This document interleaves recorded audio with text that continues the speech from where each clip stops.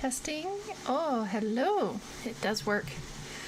Hello, everyone. Welcome to another episode of Exotics Radio Podcast. I am Crax, your host, and it is Have a Drink With Me Friday. Today, we've got a special guest coming on. We're supposed to have two people, but unfortunately, that did not happen. They never got back. The second person never got back to me, so maybe they do show up. Maybe they show up a bit late. But the first person did get a hold of me and did confirm they will be on, and that would be Tony Webb. So Tony Webb is charging his phone at the moment, and we'll wait until he gets done. So I'm pretty excited to get that on. And I want to give a special shout out to ArachnoShack. Now, ArachnoShack's been a long-time listener of mine, and he has done a premiere. It was a lovely little show from what I got to see. I snuck in there, took a peek. Great footage. Just an overall really good video, very well put together, and so give him a big round of applause. Go check out his stuff. You can check out the video link or the premiere in the it's a link in the description below. I can't speak today. Now, like always, I want to apologize for the first time in a long time. I actually am on time, but second of all, you're going to hear a hum in the background. You're going to hear a fan, and that is because my studio has its own ventilation, unlike the other part of the house. The other part of the house, or the apartment has air conditioning. This side does not, and it is extremely warm. It got up to 33 degrees outside. It almost got to 36 here in my room, and of course, all the tarantulas were taken out of the room before it got to before it got that hot. And of course, now that everybody's back at the house, the tarantulas got to go back in the room. We did cool down the room a bit. And now we're sitting at a comfortable 29 degrees. It's warmer than I would really like it. But to keep the airflow going, we got to keep the fans going. And the temperature is slowly dropping. Like I said, it's 29. Well, now it's 28.3. So, like I said, the temperature is dropping. But it's back to safe levels, I should say. So. So I just want to make sure that all of that is taken care of, and the tarantula's safety comes first and foremost. So you guys are going to hear a hum in the background, and I apologize about that. Hey, Urban Exotics, Lewis from Urban Exotics has entered the room. Hello, Lewis. Welcome. Just waiting for Tony Webb to come on, and we can start our interviews. But until then, I do have a list of music, some old stuff that I used to play before. And then I got bored of it, and I tried to mix a bit of music. Wasn't so popular as this music. So this music is pretty much the soul. Now remember, after this, I am ending my subscription with Epidemic Sound. So after this, there will be no Epidemic Sound. But I have come up with a few plans, so let's hope those work. And it'll be a fun journey. Well, maybe not fun, but it will be a journey, nevertheless. So anyways, get back to the music. Right on. So as per tradition, we've got our first song coming up, and I would name the name of the person, I would name the name of the song, but I've got such a huge list. Just kick back and relax. Tony Webb is here. So Tony, I will give you a link to join. OP's Fighterverse has just jumped in as well, so people are coming in, they are trickling in, they're excited. And it makes me excited. So anyways, some music will be played, and we'll get you your link, Tony, here in a brief second. So coming up, ladies and gentlemen, oh, you know what I forgot to do? I forgot to turn off the secondary mic. I hope there was no echo. But yeah, let's get this started.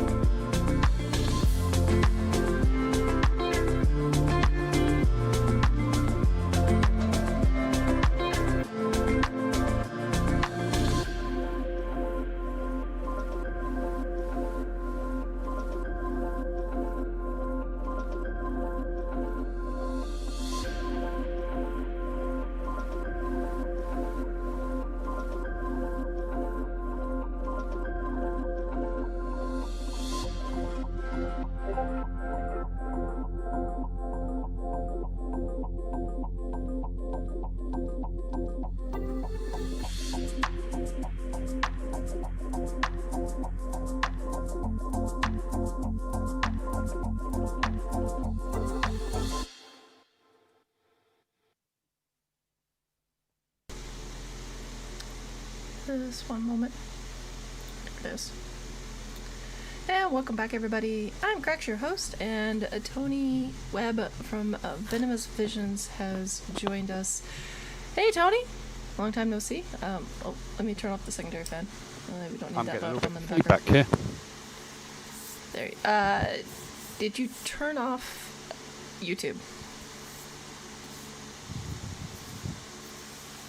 If you get a feedback, then you need to turn YouTube off.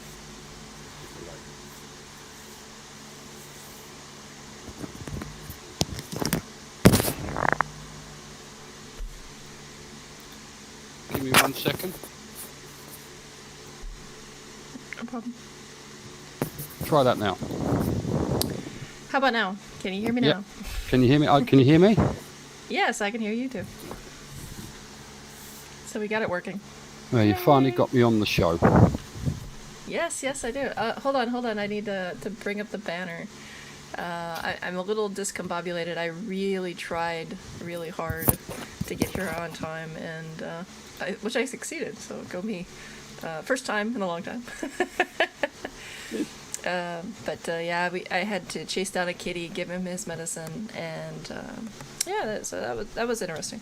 So welcome to the show. Yeah, thanks for having me. I'll try and stay on for as long as possible, or as long as my battery power allows me to anyway, so. Now, I will also give you a congratulations. You are the first person to have extensive knowledge in centipedes on my show. I mean, there are a lot more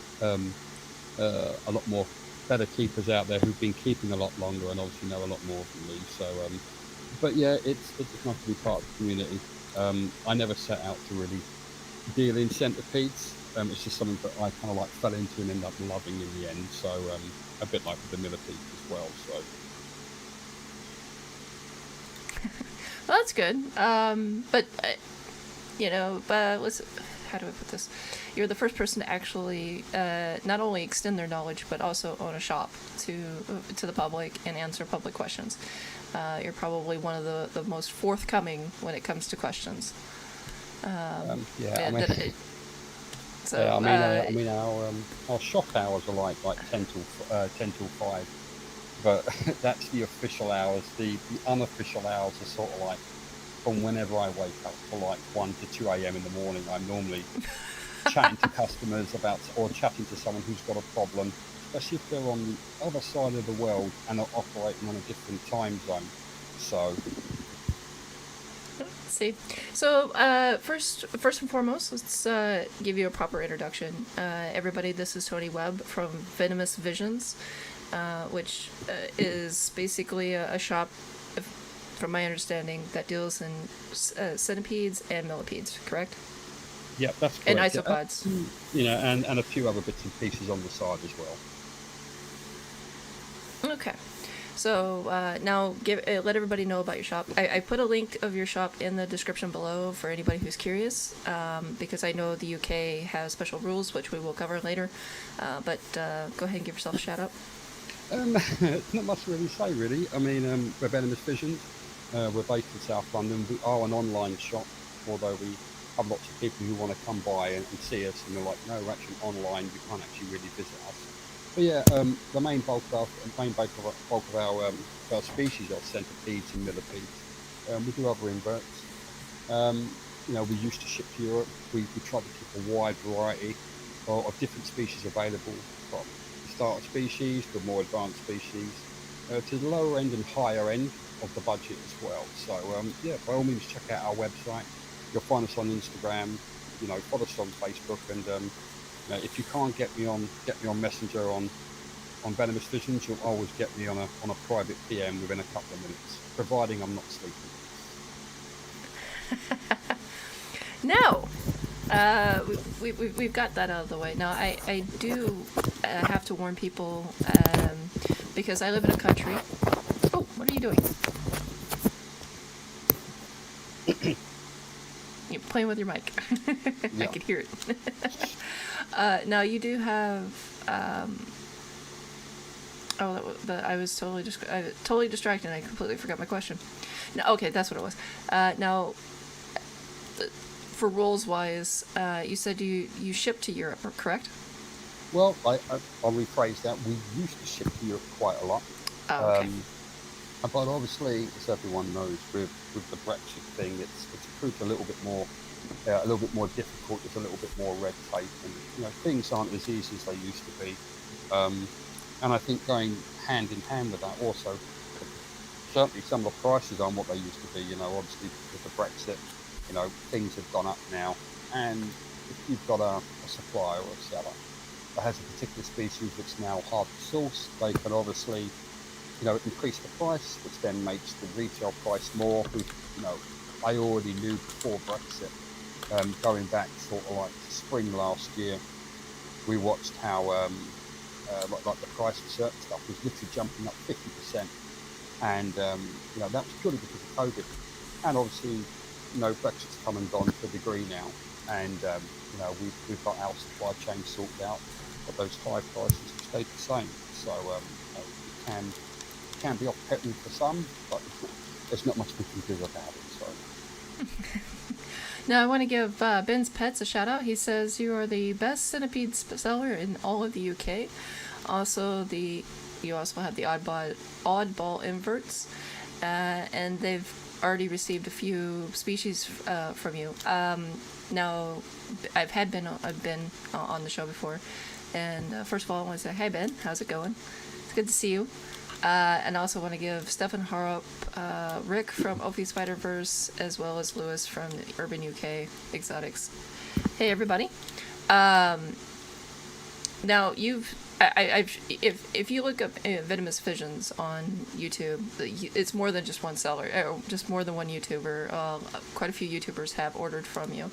Are you comfortable with telling us who has bought, or are you just gonna say just go look it up?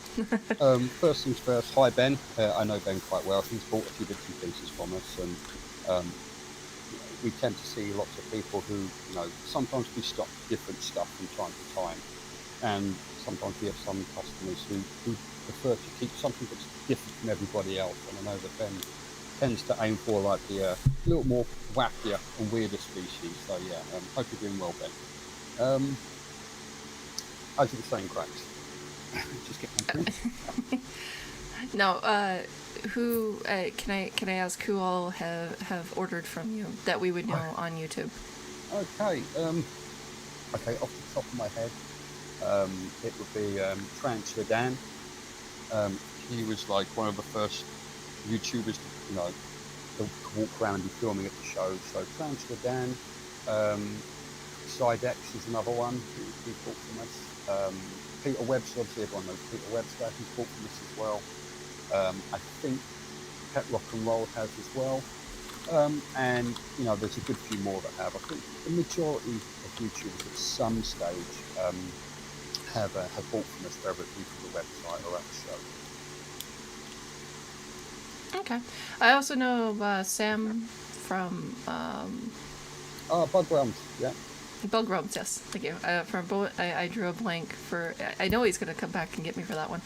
Now, just to give you and everybody else a heads up, Exotics Radio will probably be scarcely going on Wednesdays anymore. Life has kind of turned into a point where that's just not going to happen as much as I would like to do. So Sam from Bug Realms will start streaming live on Wednesdays. We had this nice long discussion, and so yeah, I'm looking forward to him coming online regularly on the regular from come on Wednesdays. So anybody listening to that, there you go. There's your first heads up there.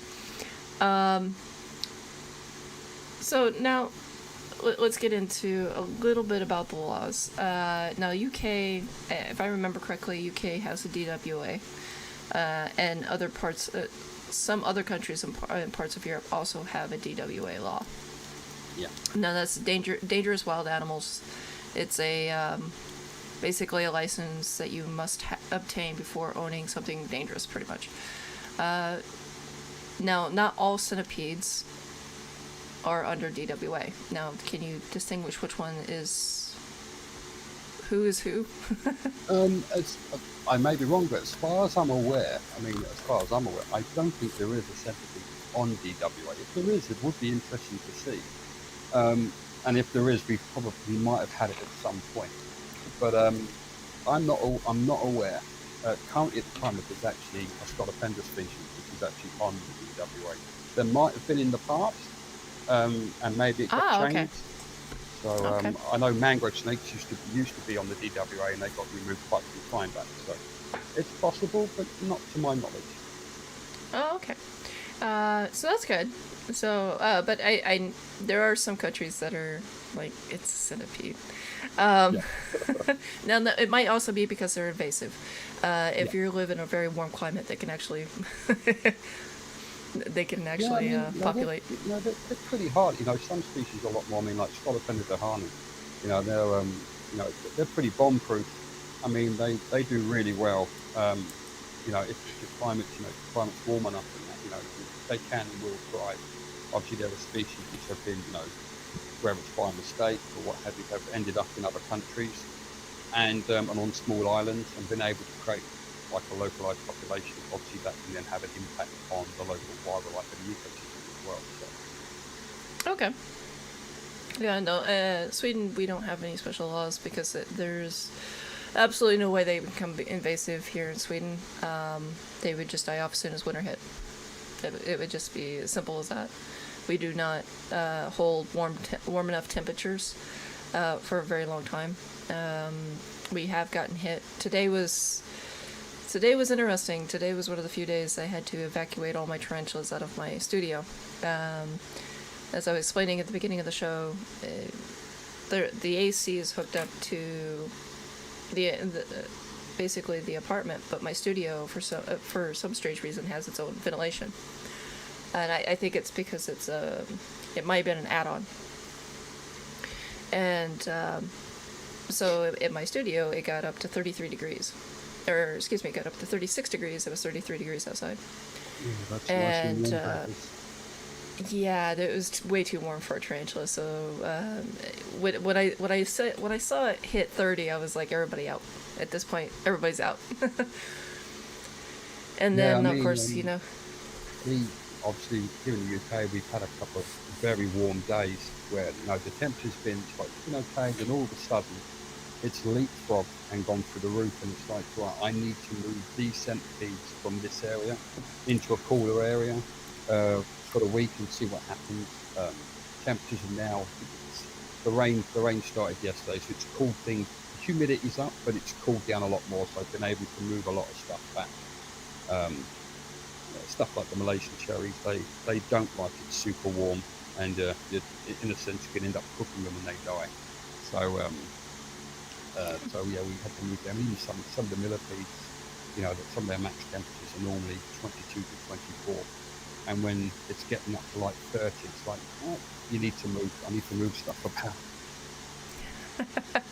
yeah, that's kind of what happened here. I ended up moving everybody out. I ended up taking everybody away. And then, of course, as soon as I saw it hit 30 again, I was like, okay, it's getting decked down. I want it below 30 before I move everybody in. It hit 29.5 pretty much. So I was like, okay, everybody can move back in. And now it's slowly dropping. At the beginning of the show, it was 28.3, and now I'm looking at it's 27.4. The temperatures here will drop pretty quickly, but that's just Sweden for you. But that's just how we are. Yeah, you get some cold winters. I don't like the cold. Yeah, we do. We tend to have some cold ones, especially up north. Southern Sweden is like a whole different country because they live right on the water, and they have almost a completely different weather pattern than what we do.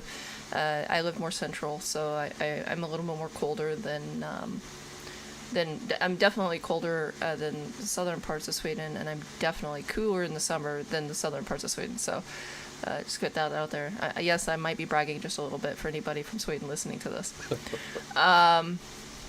But anyways, so what is the base care for a? Okay, so let me backtrack. What is the best or easiest centipede that you can care for? And hi, Bailey.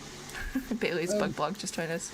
Yeah, I mean, we get this kind of question all the time. You know, we get someone say, "Oh, I keep a lot of spiders, or I keep a couple of scorpions.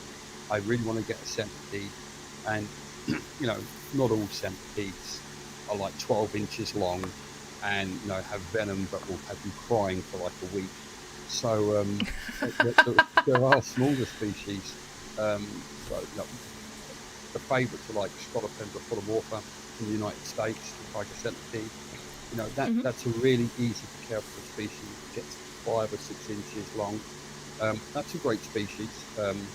Scolopendra cingulata, Scolopendra mortisans, even like some of the little smaller species as well that come from Cameroon are quite nice. Waisula longites is another one. You know, don't get me wrong. Uh, we've had many customers that have bought a Scolopendra dahani or a Scolopendra subspinates as their first centipede, and normally if they say, "Look, I want the biggest, baddest centipede that you've got," my Oh response is no. normally, "Is this your first centipede?" And they're like, "Yes, it is." Okay. So I go through the whole thing with them, you know, try to explain to them, you know, this is how big it can get. You know, they can and will squeeze out of anything. If they can, they will chew through mesh or chew through a lid, depending on what it's made from. And Yep. obviously the venom's quite potent. So and I mean, we've got some baby Scolopendra dahani. If someone was buying a centipede and said, "Oh, you know, I want something that's going to get big and impressive," you know, I'm happy to sell them a baby dahani. It's like 2 to 3 centimeters long. That's not a problem. Um, but we always try to just like educate and not necessarily discourage them, but we do our best to give an alternative, and that's where we suggest the other species of centipedes, like Scolopendra polymorpha, the mortisans, the cingulata, the longites as well. Um, E. trichopodus is another great one. You know, 5 to 6 inches long max. Um, you know, Yep. although some of them are like pet club the mud. You know, you get them, they go in, you don't see them, and you know, we have people say, "I'll put my centipede in, haven't seen it." I'm like, "Well, the centipede just being a centipede, I'm afraid it's not going to come out and do a dance for you in the tank." That's what they do. No. No. I've had my bad experience, and because of my bad experience, I'm a bit traumatized, and I Yeah. won't own one. But I do love them. I think they're absolutely gorgeous. But at a distance at this point. You know, And plus, I never set out really to keep them more. You know, I got one. I think I got my first one about 5 years ago, maybe 6 years ago, from a reptile shop where I used to work on weekends, and I had to pick some up at the show. I took one home. Um, my girlfriend hated it, although she will quite happily deal with old world tarantulas, and is, you know, dealing with an old world tarantula for her is just like dealing with like a house spider. But centipedes is where she draws the line. So, but yeah, and you know, the fascination just grew. They really are incredible creatures. So yeah, and the thing is that one of the things that I loved about the centipede, they make excellent moms. Um, I, it's in the invert world. It's very it's it, you know we always think it's funny because the mother lays the eggs. She's gone. The father lays the father is gone. The yeah, mother takes off as soon as they're born. And it's very few species that will actually take care of the young. And and tarantulas are one of the few that will take care of the young up to a certain point, and then they're gone, or they'll start eating them. Um, but for scorpions, or not scorpions, centipedes, they'll take care of them, and then when they leave, the babies are on their own; they're gone. But during that time, she makes sure that they're bacteria free, they're fungus free. She's constantly cleaning them. She's wrapped around them, ensuring that they stay okay. And it's just, I don't know. If you look up a mom for the invert world, she'd probably be the perfect one. I don't think yeah. I there's too mean, many species out there that actually takes care of them. when we help, you know, we get quite a lot of centipedes of various species, and obviously at any given time, you know, they can lay and drop eggs and so forth. So I've been really fortunate and lucky enough to see, stumble across like a scolopendra, the hand Malaysian cherry red, in the process of actually laying the eggs and just sitting there, just watching the eggs come out and being like, this is really amazing. This is, um, and then then I've seen them like, when they wrap around them, and I've seen them picking up the eggs at times, rotating them and cleaning them and, looking at their mouth parts thinking that can do some damage, but just seeing how gentle. It's a bit like watching a crocodile, you watch crocodiles and, the tremendous power that they have, yet they'll pick up their babies in their mouth as gently as possible when moving is safe. Um, Yep. and then, when they hatch and they wrap around them, they still look after them. I mean, this week, we had a female, she had a big clutch of babies, and I was like, I'll leave you with them for a little bit longer. And then we'll look at, getting ready to cover them up. And a couple of days passed, I poked my head in, and it was like, oh, you've all left mum. Mum's now by herself. And I was like, okay, it's time to pot you up. And she had 63 babies, that she was caring for all at once. So, not the biggest clutch. I think the biggest clutch I've had so far was, I think it was 111 or 113 babies. Um, From what species? that was Scolopendra dehani, giant louse, but we did an import back in 2019, and we had quite a few of those that laid eggs, but she was the one female that laid quite a large clutch. Why is it always a Dahani? That's my question. They always seem to have.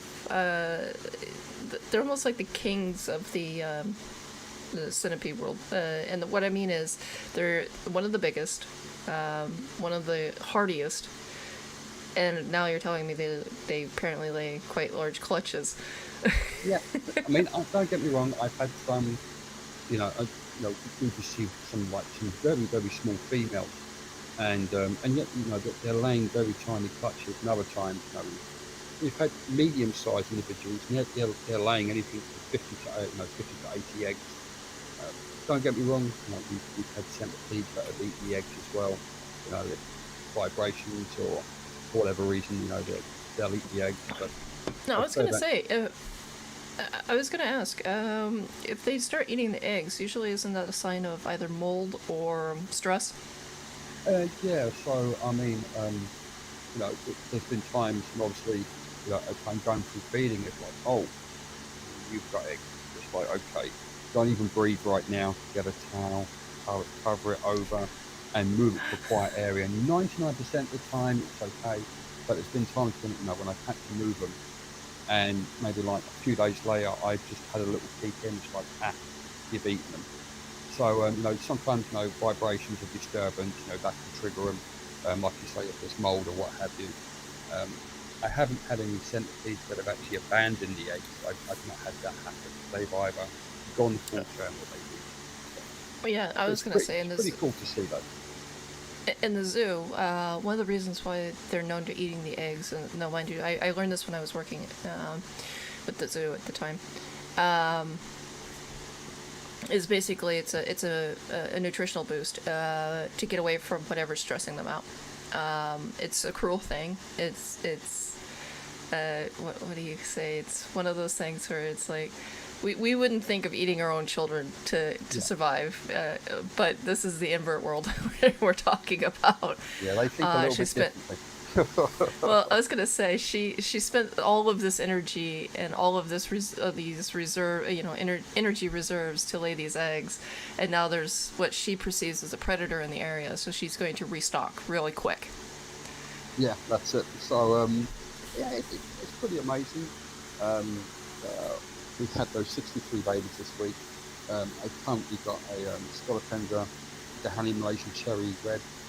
I'd say, I guess she's probably on about 30 eggs. We paired off a couple of other Malaysian cherry females, so they, now that they've been mated, I just put them to one side and just leave them alone now.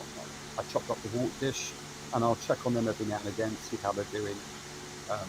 Excuse me, feed them as and when they'll take the food, and just sit and wait. Unlike spiders, a centipede can molt And even after it's molted, you know, it can still lay the eggs, which is, unlike the spiders, you know, you can make the female and then she molts, and it's like all that hard work just like comes to nothing. Yep. So, Reptidil. I'm not gonna read this directly because I gotta be nice for those listening. But it says nature gives zero squirts. I'm just gonna say squirts. Like it doesn't care about what we think is cruel. Biggest thing I've ever learned from this hobby. Yes, exactly. That is exactly it. I just saying. But I mean, nature has a way of creating the most vicious mothers out there when it comes to anything trying to get to their babies, and I would definitely say a centipede is one of those. Now, I think I believe I've told you in this channel before how I've gotten bit by a centipede. It was completely 100% my fault. I was in a hurry, and I gave it way too much room when I went to pick it up with the tongs. And I should have picked it up with the tongs in the first place, but I, again, was in a hurry, and I was young and stupid and inexperienced. And it got a hold of me. Now, my question is, have you had any... have you been bitten? And if you've been bitten, what was the situation? I can honestly say, I've been, I say I got my first centipede about 5 to 6 years ago, give or take. And obviously been an online seller. Excuse me. 3 years. We've been selling centipedes. 3 years next month. Since we sold our first one to the public. And in that time, I can handle hard say I've never been bit, whether it be by a cling, being the baby, or being a larger individual. I haven't been bitten yet. But the realization is when dealing with so many individuals and different species, it's just a matter of time. It's inevitable. You can't deal with that many individuals and get away unscathed, completely.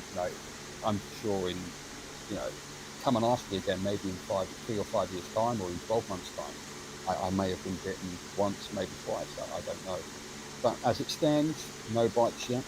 I've probably had a few hundred close calls, probably a few more than that actually. And that's normally, that normally comes to like sometimes when you're tubbing up a centipede to be shipped, especially if it's a very large individual. I mean, and I not just so I can pick it somewhere fitting length. You're moving half of the centipede in. It hasn't got the other back end in, but the other end is already coming out the side of the tub. So you're watching, you've got a pair of tongs in one hand, you've got the lid in the other, and you're watching the centipede go in and coming out the other side. Yep. So not yet, but I'm sure it will happen, and when it does, I will be at the ready with the camera to take pictures of my hand and to document it as well. So. I was going to ask you, why is there not too many bite reports on centipede bites? You'll find bits and pieces online, where people have been bitten. I'm sure there'll be bites, like probably listed on like arachnoboards, and we do see it from time to time on Facebook. Some people get bitten, and they'll go through like step by step, what's happening to them and how they felt at the time. As for scientific wise, I don't know if anyone's working on being bitten by a centipede and testing the pain levels. I know there was, if you're still alive, there's a guy in Australia that I was messaging, and he deals with like a lot of toxins, and he has got like 100 or 150 different kinds of like toxins and venoms and stuff, and centipede snakes from all over the world, which is what he works with, to do with like pain and. But he's applying to the medical world. I don't know if he's been bitten. He's been working on like the effects of venom and the breakdown of like the proteins. So it would be nice to see some more bite reports. In the sense, when people are bitten, it'd be nice to see the evidence gathered. I'm not suggesting people go out and deliberately get bitten just to create the report. It would be interesting to see some more of that. Certainly. But yeah, no bites just yet. I commend you. Like I said, I was just young and stupid. And of course I panicked. So She was rather large. She was between 18 and a half centimeters long. She was an old girl too, so most people don't understand the. Some people think that they get that big and within the first year, and it's like no. Yeah, no. Oh, sorry. I was talking about a Dahani. I think it was a Dahani. Vietnam Red is pretty much the common name for it, but I believe she was a Dahani. I'm not too sure. More than likely. But anyway. I mean, more than likely. We've got a couple of variations. So. Well, that and she was basically a donation. The family didn't want her anymore. For obvious reasons.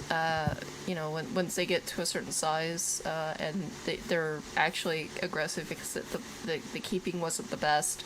They tend to be a little more agitated than normal. So she really, when we gave her proper room and gave her the proper soil moisture instead of just wetting everything down, and gave her the proper ventilation, she was that was her territory. And of course, for maintenance, you have to move her over to a certain tub, and that's pretty much what we were doing, is just maintenance, and maintenance gone wrong. Don't be in a hurry. You'll pay the price for it. I did. I'll tell you this. I got bit by a P. metallica, and the pain was excruciating. And basically it, how do I say? It hit, but it was like a gradual pain that like grew and grew and grew and grew and grew. With a centipede bite, there is no time. It's there and then. It's instant. Apparently, so I've been told. Exactly. It's almost instantaneous, and then it lasts. You think the 4 to 6 hours that it's, at the strongest during that time, you would think, there would be like some doling and then, throbbing, and then it goes right back up, the highs and the lows. No, there is none. There is none of that. It's just like searing pain that morphine does not really touch. I did get a shot of morphine. All the morphine did was, it just made me not care that I was in so much pain. It's literally a whole different system. I don't know. I'm one of these people that will pretty much tell you you need to understand it. You need to have it done yourself. But I do not. I do not recommend anybody doing that, because, for one, if you have a pre-existing health condition, this will definitely hit it. There, you can definitely do some serious damage to yourself. So please don't go out and purposely get bit by a centipede. Now, I've seen YouTubers do it because they're trying to break the pain threshold. Don't do it. Those guys are either A, trained, or B, they went to a doctor and got cleared to do what they'd done. So please don't go out of your way to have it done. But I wanted to say, though, the swelling is probably the most surprising when you get bit. Is the instant swelling. When I got bit by a P. metallica, it took about a half hour, but then it fully swelled, and it was just nasty looking. With the centipede, it was, again, almost instantaneous. I don't know what is in the venom. I don't know the toxicity. I don't know what the chemical in it causes it to happen. But it's like the body just goes into an immediate response. Raptidil, do not. I see what you did there. I want to understand. I'm going to grab my centipede. No, please don't. Yeah, I know you're joking, but some species, that are aggressive, and I prefer the term more defensive. Some species are more defensive than others, and obviously it varies from individual to individual. Obviously, I've seen people get bitten, and I know people who've been bitten by the Dahani, and they're like, yeah, it was bad, but I was okay. And then you'll hear someone else say, I got bitten, it was horrible. So, different effects on the body, different pain thresholds. Who's different trying loads. to look tougher? Who's trying to look tougher? Oh no, it didn't hurt. It's like a bee sting. I was absolutely fine. But if it does, when it does happen, I'll be sure to jot down and make a few notes about it. it'll be interesting to go back and have a read of it. If it should happen again at a later date, and do another little bite report and cross-examine both pieces and have a look. So. Yep. Well, I also want to point out one thing. The only reason, not only, but there's a few reasons why I think the Metallica bite was much worse than the centipede bite. For one, the centipede bite didn't last as long, because the Metallica that put me in the hospital for an overnight stay, because they needed to observe me for overnight because they didn't know what they were dealing with for one. And two, it wasn't my insurance paying them, it was my employer's. So they wanted to make certain that I was okay. But for one, I got a secondary infection from the Metallica bite. I also got a secondary infection from the centipede bite, but it wasn't to the extent of as bad as the Metallica. And I think it's because of the piercing of the Metallica going far deeper than the centipede. So there's that.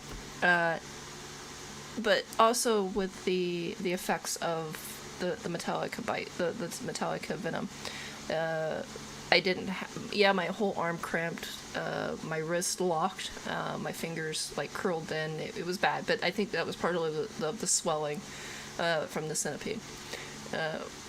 Versus the Metallica, my arm did that, but my stomach was also fluttering and doing kicks, and my chest felt like something was kicking it. It was affecting the whole body. Whereas the centipede was mostly affecting the hand, the wrist, and pretty much the upper forearm, or the lower forearm. But it was kind of doling as it went up to the elbow. So, that's, like I said, different animal, different beast, different toxicity, and as you were saying, people react differently. And part of it, I think, is the venom load. I got a full venom load. I'm going to tell you that right now. Because I was a dumb. When a centipede bites you, I'm not saying let it chew on you, but eventually they'll let go. As you said, they're more defensive instead of offensive. An offensive species to me is basically my Formictopus when I go to feed him. When it's time for her feeding, she's ready to jump on anything. That's what I think is offensive. Whereas defensive, they just want to run away from me first, and they'll turn and defend themselves quickly if they have to. Thus defending themselves. So that, in my opinion, that's the difference between the two. And I've never seen a centipede actually be offensive. No, you have more experience than I do in this. I've only dealt with 2 centipedes in my life, and I refused after I got bit. Yeah, I mean, no offense. I used to keep excuse me. I used to keep a lot of reptiles and wanted to do venomous visions, and I had to make a tough choice of, either not doing venomous visions and keeping my animals, or downsizing my collection to make room for what we wanted to do. So I took the tough decision, and I still had lots of old world spiders back then. And obviously I used to take them out, when I do cage cleans and so forth, and deep cleans, I used to photograph them. So, that had me, had a little bit of fast reflexes there. But then when you come to deal with centipedes, they don't, in some ways, they don't have the teleporting speed of, let's say, like a Minax or a Cobalt Blue. But they can shift. And, it's like, you're not as fast as an old world spider. You move differently, but you're still very quick at what you do. But I've always used long tongs. Normally, whatever species I'm working with, the tongs is always sort of like twice the length of the centipede. So I know if I pick it up on the tongs or it's on the tongs, I've still got a reasonable amount of room, of play between my hand and the centipede. And sometimes if they're up on the tongs, if you hold the tongs still, and they turn around, all of a sudden, because they're very touch sensitive with their legs, so all of a sudden they'll clasp the tongs and then they'll just stop. And then you just stood there holding the tongs thinking, really? And then, they're cleaning their antenna, and you just stand there holding the tongs, using the other hand to sort of do whatever you're doing, the cage maintenance or topping up the water. And they'll, sometimes they'll just happily sit on the tongs, no problem. And other times they just don't. Other times they just don't. So, Um, um, yeah, I don't know. Oh, let's see. Uh, One of the things about getting biggest thing is if you don't want to get bit, don't be in a rush, and pay attention to your surroundings, like you were saying. Oh God, I mean, whenever I'm dealing with them, whether it's, if it's, feeding, if it's feeding, if I'm getting ready for a show, or when we get new stocking that's right open, there's been times, we receive new stock, and I've always been right, before we open up this crate or what have you, get the tongs, get a tub ready, because you just never know. You open it up, it's like, oh look, there's a loose scolopendra running around in there. It's like, that's the last thing you want. So I always have the tongs at the ready. And trust me, when you do an import and that crate comes in, and you're looking around and thinking there's a few empty tubs in there. Oh, and there's a lividum and there's a minax just sitting in the crate, staring at each other, thinking, oh great, so I've got to get everything out, and I've now got the tub, a minax and a lividum that's sitting in the crate, staring at it. So yeah, it's happened. It does happen.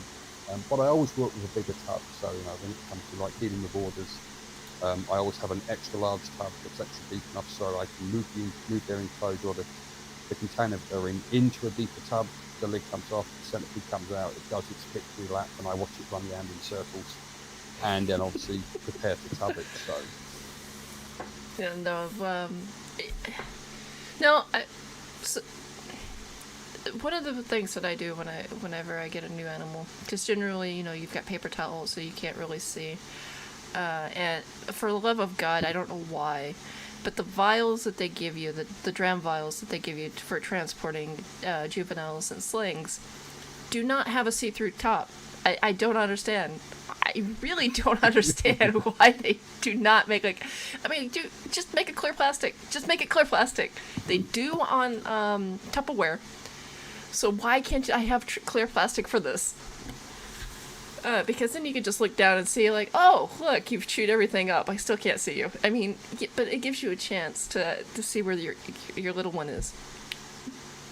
But my point is, though, is when you get an animal, why can't you always try to find where the animal is first? Now, I do that even if I'm not getting a package in the mail. Especially I have an S-Cal, and every time he molts, he has to try to find a way out. That is the reason why he has tape on the top of his enclosure, because I'm not going to risk it. I have cats, and cats and tarantulas do not get along. Most people fear the bite on the kitty. Well, what kind of venom is your tarantula going to give? But who cares? Because they're not going to have a chance. Yep. My cats are going to utterly destroy the thing. Like, no, let's not do this. Oh, Ben's Pets, that's a business idea for your Crax. Yeah, make clear tops for the dram vials. I think I'd make way more than I'd ever invested in. But anyways, what I was saying is I always try to check to see where, because like I said, the S-Cal, last time I checked, the information could change. It changes about every year. Out of all the known tarantulas, the S-Cal is the fastest. There are many close to it, but from my understanding, it is the fastest. But like I said, that information changes about year to year. So yeah, my girlfriend had a huntsman on her neck the other day, so that was quite unusual. So unpacking everything and be with the huntsman, and huntsman sort of make like a H-Mac, make a H-Mac a lot, make it like sitting still the way the huntsman moves, shifting side to side. And I just watched this huntsman. I thought, here we go. I just stood there and watching. The huntsman landed in the tub, and it was on a pogo stick. But then literally it hopped out, and as it hopped out, as soon as it hit the floor, it bounced. I was like, there it goes. And she's like, where's it gone? I said, just lean over. I've got a tub. Just on the back of your neck, and it just casually just sat there, as if it was sitting on a roof in the jungle. And that was it. To retub it while it was on her neck. And then so like it jumped in the tub, and it just sat there and it did nothing. It was great. So Yeah, that's probably one of the most easy rehouses we've ever done with a huntsman. So normally once But they're off, after that's it. off the back, so it was off the back of your girlfriend's neck. One of the easiest Yeah, rehouses off the back of your girlfriend's neck. That's fun. yeah. So and I was like, "Where's it gone?" And it literally just sat there, it's like, oh, perfect.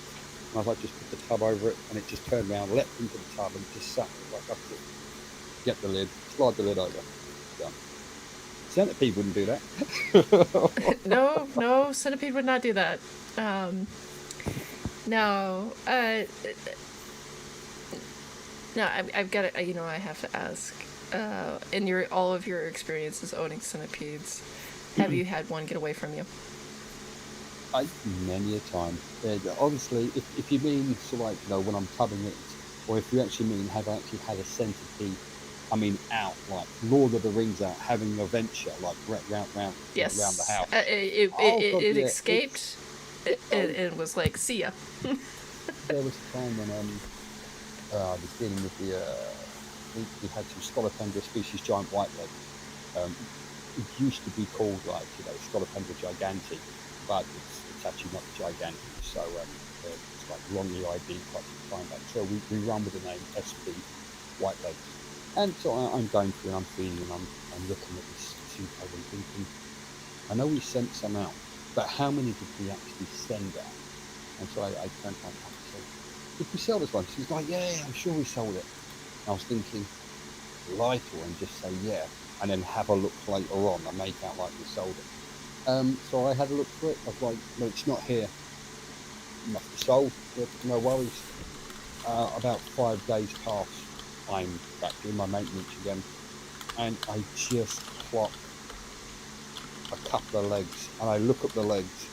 So I was back at myself and thinking, do I tell her or do I not say anything?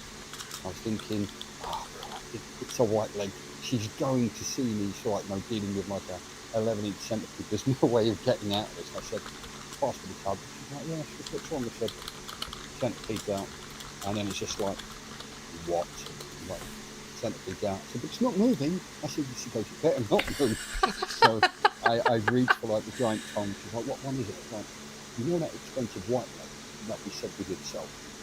It's actually been on vacation by the looks of it, and it hasn't really gone that far, but I didn't see it before. And sure enough, I moved some tubs, and the centipede hadn't moved. It sat there for 5 days, hidden away. And I got the tub ready, I tapped it, and that was it. It come lunging out, running around, picked it up, straight back in the tub. So yeah, I mean that's probably the only time we've had anything out. I mean, we've had like the odd little centipede fling, but you're feeding and it leaps out the tub, and you're putting it back in. But yeah, I mean, I listen for the 4 clicks. When you're putting the enclosure back in, you listen for the 4 clicks on the corners. If you hear the 4 clicks, everything's good. If you hear 3, then there's a problem because it's going to climb out the corner which you haven't put down. So. Riptodil says their first Scolopendra was still never been found. His wife jokes that it's hiding and probably 10 feet long and planning on attacking at any point in time. If it's 10 foot long, I want to see it. I've got to see the kind of tongs that you're going to be using on that. That's going to be pretty interesting. I want to see the enclosure. I mean, that kind of centipede, but I'm going to go to work on this. Imagine rocking up to work sitting on the back of a 10-foot long centipede. So when they're, if they're that big, at that point, do you just start feeding them the local dogs and cats? Just get a cow. Get a cow. The cow, yeah, there you go. Neighbours next door. You don't like the neighbour, give it to the centipede, that's it. Oh, if you don't like the neighbours just give it to the centipede. So, I'm going to burn for that one. Oh, I'm going to go to hell for that. Yeah, I mean, they are fantastic and fascinating creatures. When we're doing the shows, we normally pack about anything from like 150 to 200 centipedes to the show when we go to a show. We always get asked, have you been bitten? What's the most easiest to care centipede for someone who's new? If you get bitten, what's it like? What do I, one of the big things, what do I keep it? We get like countless times, Tony, I want to get a centipede. What can I keep it in that's going to be safe? So that's a question that we always get asked quite a lot. Um, so yeah, the centipede. I love the photography side of it as well. I love photographing the centipedes, and any of the livestock that we have and stuff. So I mean, millipedes are so easy. The millipede pearls, like you took a picture of down the centipede. You're there with your camera. You're holding your breath, and you've got a pair of tongs ready as well. So. Yep.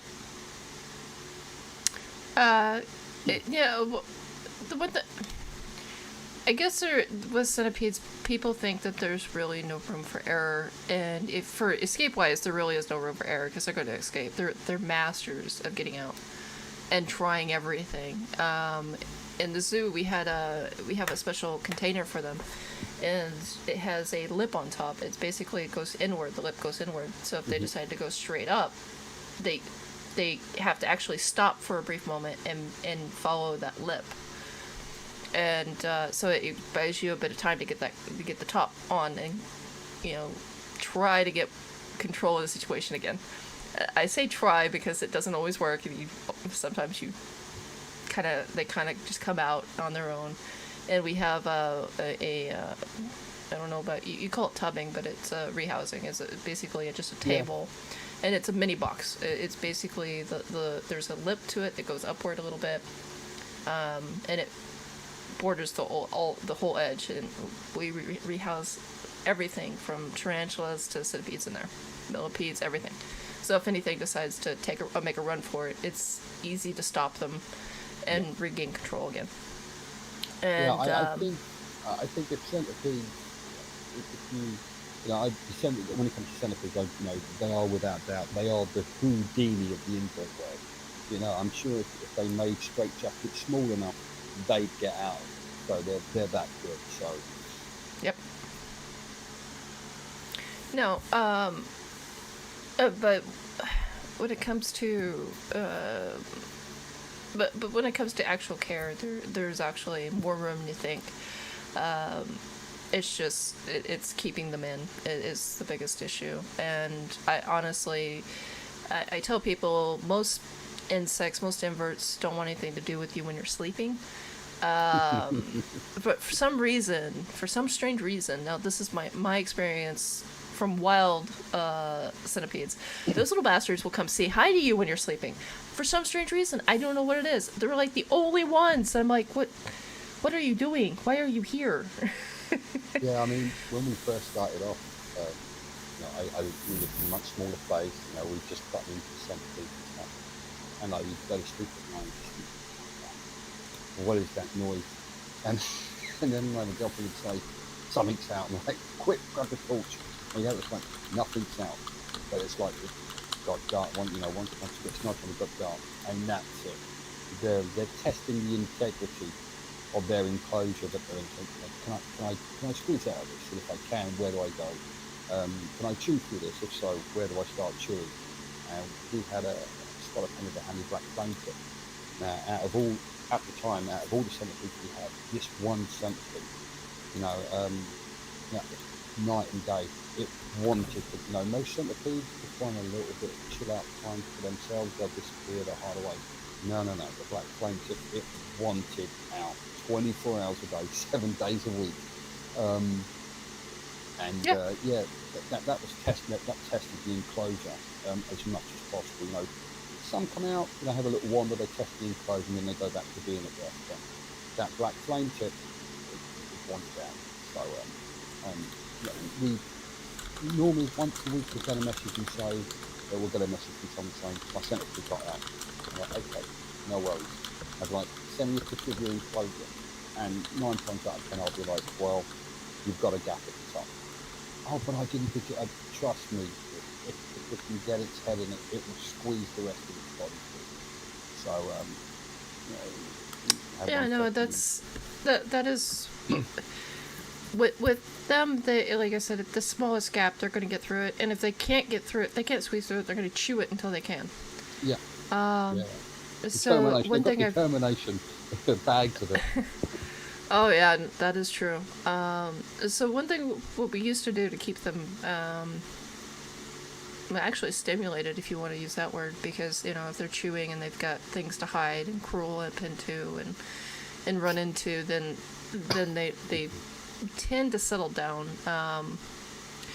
And one of the things we used to do is we used to put in cork bark. Actually, it was a really good one. They really like the cork bark to chew. But we used to put this, I don't know what wood it was, but it had a lot of holes in it, like you would find at a riverbed.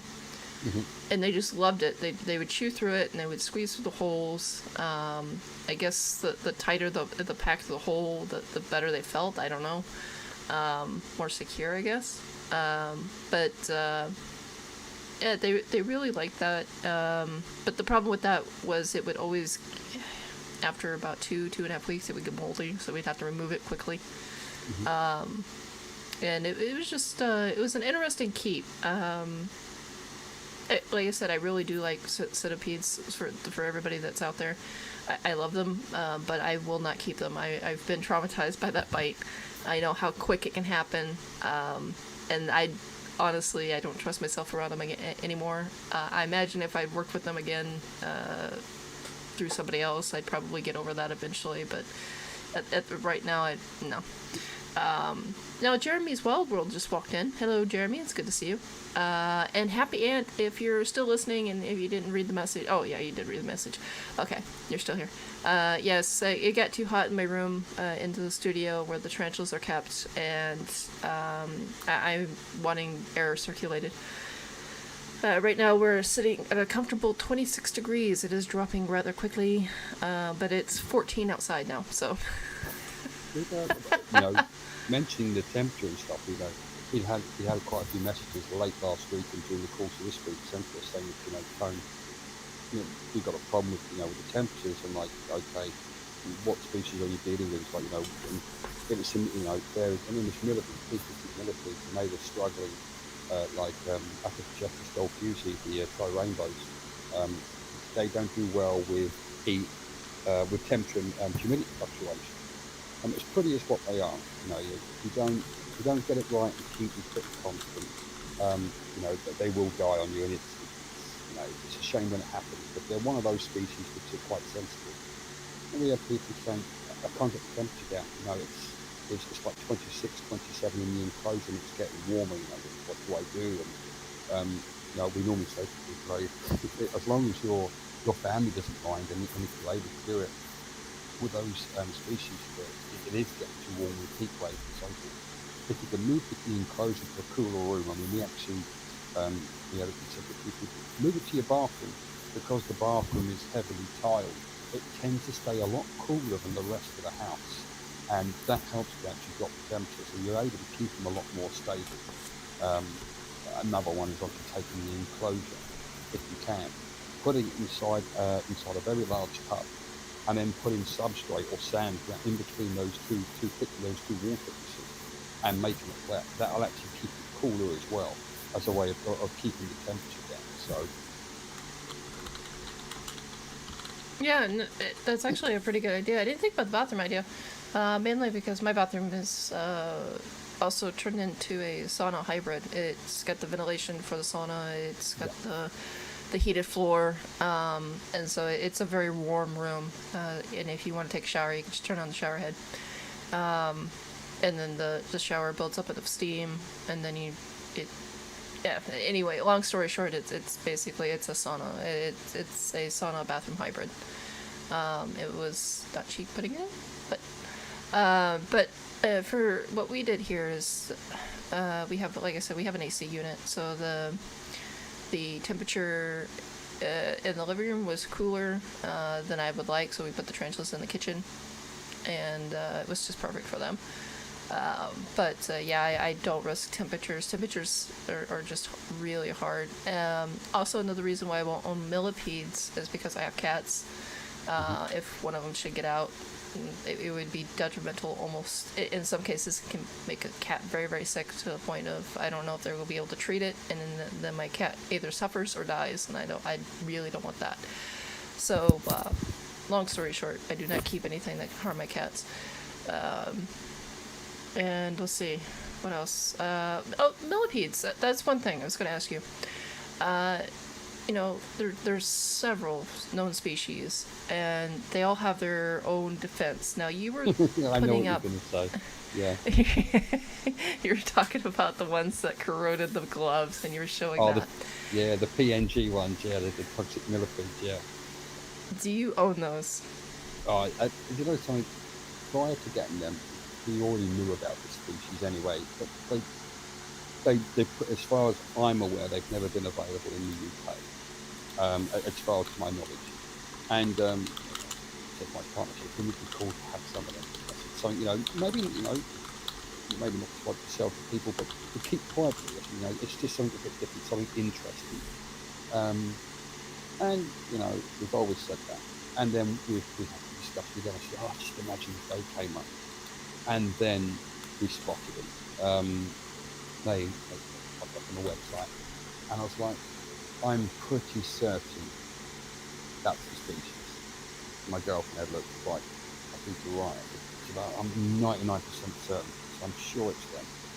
And so I started looking at, obviously, can't always tell from a picture, but I was looking at pictures and I was doing some cross-referencing. I was like, "There's only one way to be sure of it.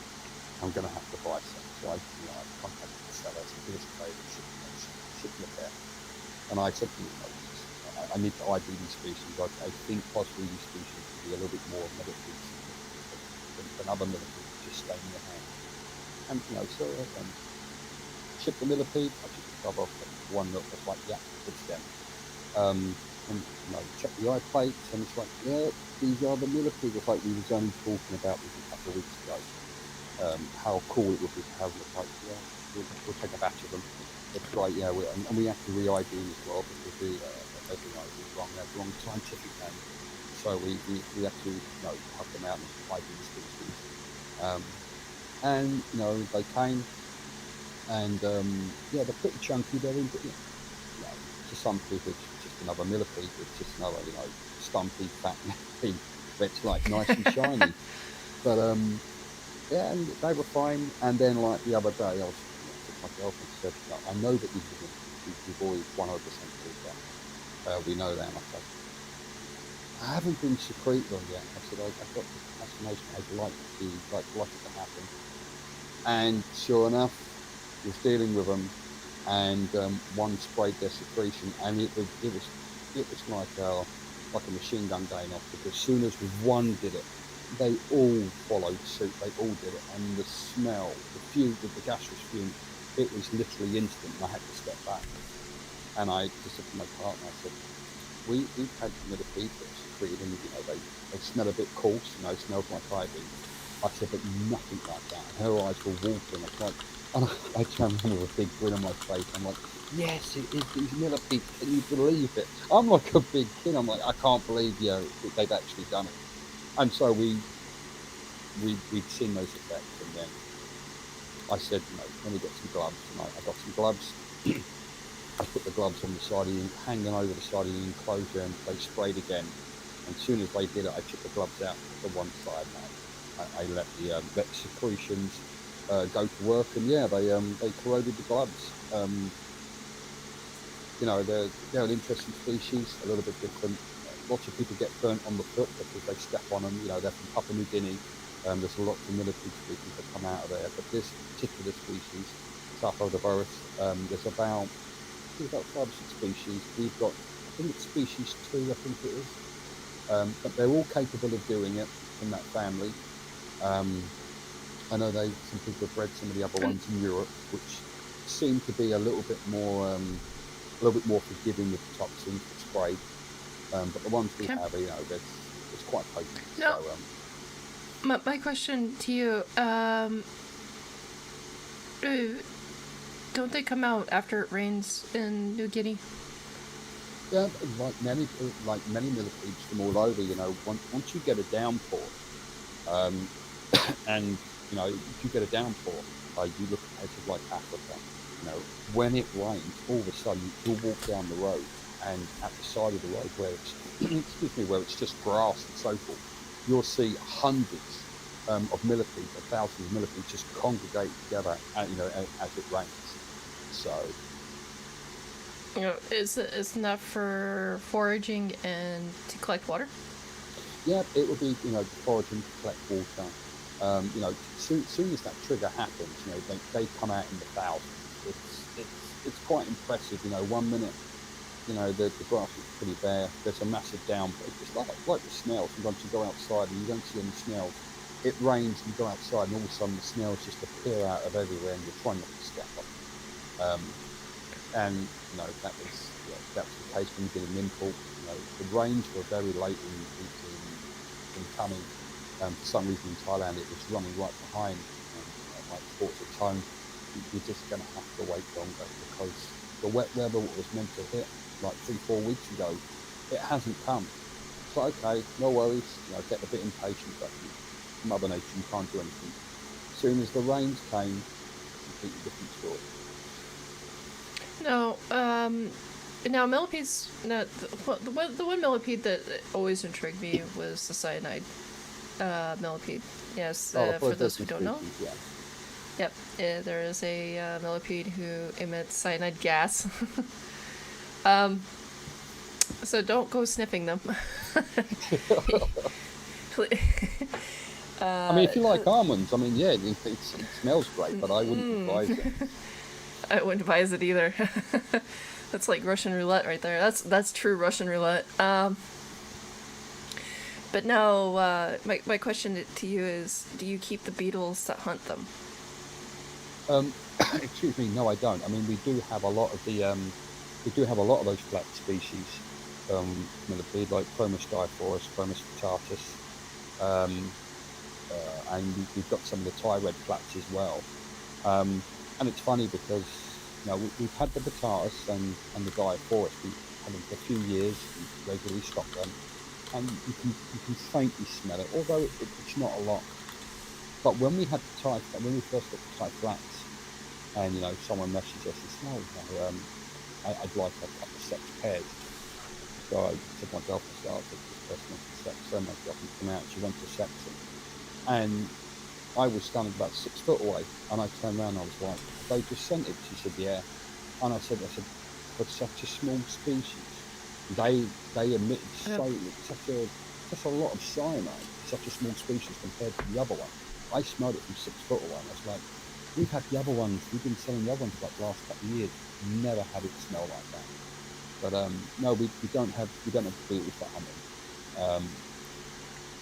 We have the millipedes. I mean, we've had people contact us and say, I've got there's a species of assassin bug that specifically feed on millipedes, and they're like, oh, hang on, I've got these assassin bugs. Their dietary requirements, they feed on millipedes. I need to buy millipedes for food. I'm like, it's just, you've gone and bought a really interesting animal that's got very expensive, tastes, because you're going to feed it a millipede and it's not cheap. No, I don't think there is there an assassin bug that actually just feeds on millipedes. Yeah, there is. Oh, okay. Yeah, there is. Yeah, I mean, we've seen them in Europe and stuff, and we would offer some stuff like that. We're probably one of the very few people that can actually sustain feeding that kind of animal. And we had someone who had a bunch of them. He's like, Tone, I need a millipede that grows pretty quickly, but breeds pretty quickly. And I said, well, you can try and be a little bit more self-sustainable. I said, you'll save yourself a small fortune. So we said that, Teledonipasuti, the giant olive millipede, I said, they breed like wildfire, and they grow reasonably quick. I said, if you get yourself a colony of oak established, and grow them on. And he has the assassin bugs that feed on the millipedes. Oh, wow. Now, my next question is, in your eyes, what is the most dangerous millipede? To us, or in its natural habitat? In its natural habitat, what is it, and that would be considered to us as well. But what is the most dangerous millipede in your eyes? Something dangerous. I haven't really come across to a degree an aggressive or defensive millipede. Certainly, I mean, personally for me, I think the PNGs the toxic millipedes, I think it's only fair to give them the number one spot. You know, they're pretty well equipped. Um, you know, it doesn't just stain the hands; it can burn the skin. Um, it will irritate the eyes, nose, and lips as well. If you breathe too much of it in, it could possibly affect the lungs, especially if you've got an underlying condition. I think they probably deserve the top number one spot. Many millipedes can secrete, you know, some more than others. You know, some are really, really bad for it, and that's also down to an individual thing as well. I'd probably say the PNG out of all the millipedes. There are some Mm. millipedes which can be aggressive towards other species. We know this. Some species from Indonesia will actively attack like giant African trained millipedes. We've read about Oh, it and wow. we've seen it as well. So Now, another question: which millipede was it? Because this has been a long time since I've dealt with millipedes. That actually, it's the secretion is more like a stain to the hands, and if you don't wash your hands and you go to eat, you can actually feel a little ill. But that's as bad as it gets. Which one is that one? yeah, It was big. I remember it being big and black. That's about as far as my knowledge of that an would go. amazing description right there of like about 10 different species. um, there's a lot of species that do that, to be honest. A lot of I mean, all the species can secrete. Many of them, you know, some of them choose not to. But if you look at like, you know, A-gigas, the giant African train millipede, Teledonicus, the giant, they will all secrete and they will all stain the skin. Some will stain sort of like a yellow colour. Sometimes it'll be purple. Obviously, if you choose to, you know, put your fingers near your mouth or eat food, so forth, you know, if you ingest them, you're probably going to feel unwell. A-gigas, you know, we often, you know, people want to hold, you know, the giant African train millipede because it looks big and impressive. It's, you know, people who are putting on a display or doing an animal encounter experience or so forth. They want something that's big and impressive, and you know, people buy them, and that's great. But, you know, they are known for staining the skin. Um, Rainbow millipedes from Thailand and from Vietnam, you know, especially from Vietnam, up to Turkish Gulf beauty. You know, you can actually look when they curl up in a ball. You can actually look at them, and if you touch them, you'll actually see it secreting, and that stains the skin pretty quickly. So, if it Okay. was a giant black millipede, it may have been A-gigas, it may have been Spiroboa sherry, which is the giant matte black millipede. You know, I just we call, remember my hands used to come out looking like I'd handled iodine because it was kind yeah, of a reddish brown color, and that's right. these guys were just big and fun to take care of. It was just like one of those things where I'm like, okay, where's the nearest sink after you're done though? Yeah, I mean I mean, it's funny because like when we started selling them, you'd be at a show, and you know people would come home and be all like, "Oh, where's your millipede?" And I'd be like, "Right, everything at this end of the table is the scary stuff." I said, "All the stuff you're looking for, the nice stuff, is at the opposite end of the table where my partner is." And like, my partner would be there with like a pair of blue gloves on. It's like, I've got the gloves on, you know what's going to happen otherwise. So, but yeah, you know, it happens. We often see people almost, oh my God, look what's happened to my fingers, or look what's happened to my kid's skin. It's like, it's okay, it's not a problem.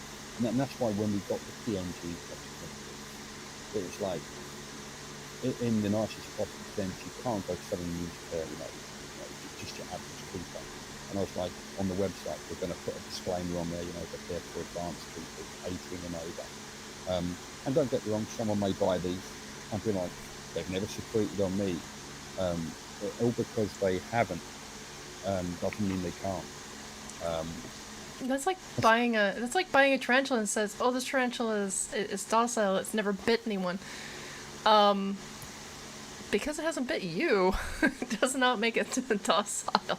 yeah, I mean, you know, when we saw those millipedes, you know, the person with the sapphire slow, look, no, I've handled them.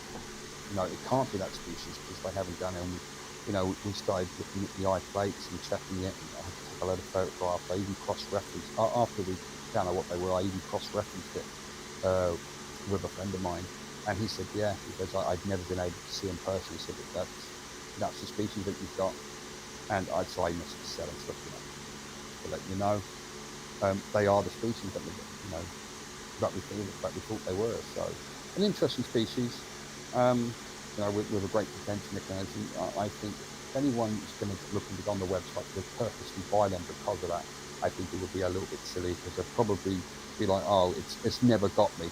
It hasn't stained me. It hasn't burnt me. It hasn't got me with the fumes. It would be the wrong reason to buy the millipede. We got them because we found them interesting, but they've never been available really before in the UK hobby.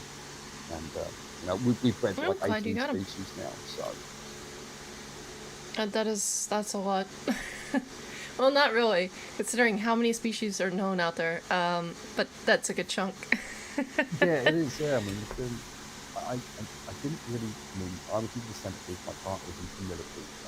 As time goes on, when you start to realise that a big part of your fan base and customer base, are into millipedes, and obviously not everyone can keep a centipede, or not everyone wants to, and that's understandable. You've got more chance of a parent wanting to buy like a millipede and care for it with the child more than what they would with a centipede. So as time's gone on, I've paid a little bit more attention, more sort of the millipedes and stuff, and as time's gone on, we built up quite a good following, and so I've really gotten into millipedes and stuff and what have you. So, Okay.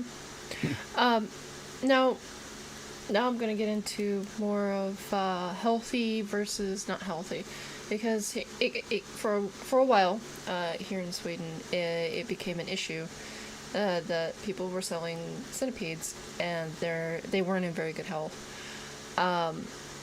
Now I know there is physical signs that you can look for to know if they're healthy or not.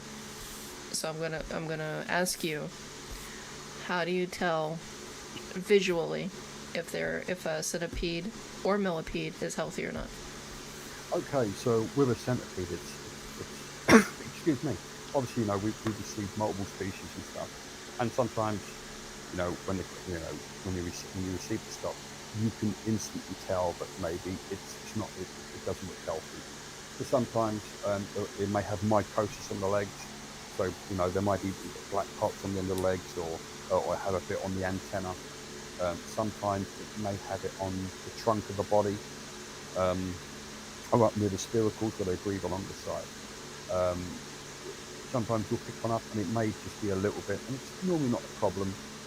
If the centipede, if you're unpacking a centipede, another thing is sometimes it may not show any physical signs, that there's any damage or any kind of disease like that. But then sometimes what happens is you'll take the tongs and you'll pick the centipede up. And if you find that you can pick up the centipede in the tongs, and it's not defensive, it's not biting the tongs, or it's not thrashing around, it's a little bit too chilled and it's very slow, then 9 times out of 10 it's a very lethargic centipede. You can try to rehydrate it. There's been times when we've received centipedes like that, and within the space of like 2 to 3 days, the centipede's dead, and there's nothing you can do about it. We've received like centipedes with mycosis underneath. When you're placing these orders, when you're doing imports and exports, you can't go and say, oh, look, please do me a favour, can you make sure that they're 100% healthy? Because you place the order, they ship it to you, and what arrives is what arrives. So, high percentage of the time, and don't forget these are wild caught individuals, these can be wild caught individuals. So, they may have had been in scrapes and been battling other kind of predators out in the wild, or when they've been collected, they've been picked up wrong or tucked wrong. So they can have damage to them. The idea is when they come in, obviously, if you're selling these individuals, is that you try and separate the ones which are looking really good and healthy and behaving healthy, as opposed to ones which are looking lethargic, looking slow. Don't get me wrong, you can have quite a healthy individual and it might have some mycosis on it, and during the tubbing process or when you're popping up, you may miss that on tubbing. It can happen, so we do our best to make sure. And the same with a millipede. You can get a millipede, and on millipedes, sometimes they'll have cracks. They'll have if you look at their legs, they'll have lots of legs missing, and there'll be black stumps where they've gotten mycosis or so forth, and they've actually chewed their legs off to stop it from spreading onto the body. That's those kind of things. If you pick up a millipede and it's quite limp when you receive it, that's normally not. If the millipede and centipede is quite active and so forth, um, that's normally a good sign. I've been to shows and I've collected stock from people, and when I'm quickly tubbing it up before a show, and I'll open up the tub and be like, well, by now when I open the tub up, the centipede's normally trying to go out and on the run. If you open the lid up and you touch it and it's not moving much, it's like, right, well, this individual's clearly not very well. So, No, you've done shows. yeah. So you know where I'm going with this now. Yeah, go on. There's a special picture that you showed wearing a special outfit. Oh God, yeah. The Carnage Cockroach, as I'm known at the shows. Yep. Do you want to explain how that happened? You know something? That was the biggest gimmick going at the time when it first happened. There was a reptile show on. I can't remember when it was. I think it might have been about 2009, 2010. Between 2009 and 2011, it was about that time. And I was working for a reptile shop. And there was a reptile show on. And my boss said, we're going to go to the show. We're not allowed to sell reptiles there because obviously livestock is obviously we're a shop. We can sell dry goods and live food, but not live animals. We're like, yeah, no worries. And I was like, what you need is a good gimmick. I said, he's like, what do you mean? I said, it's like a costume. And sure enough, he's gone online. He said, would you wear that? I was like, yeah, I'll wear it. And later on, I will send you the photograph of when I first wore the outfit, way back when, about 10 years ago. And I stuck the outfit on. We went to this reptile show. I was sweating like anything while wearing it. But it was a great gimmick because it meant that everyone could see his table.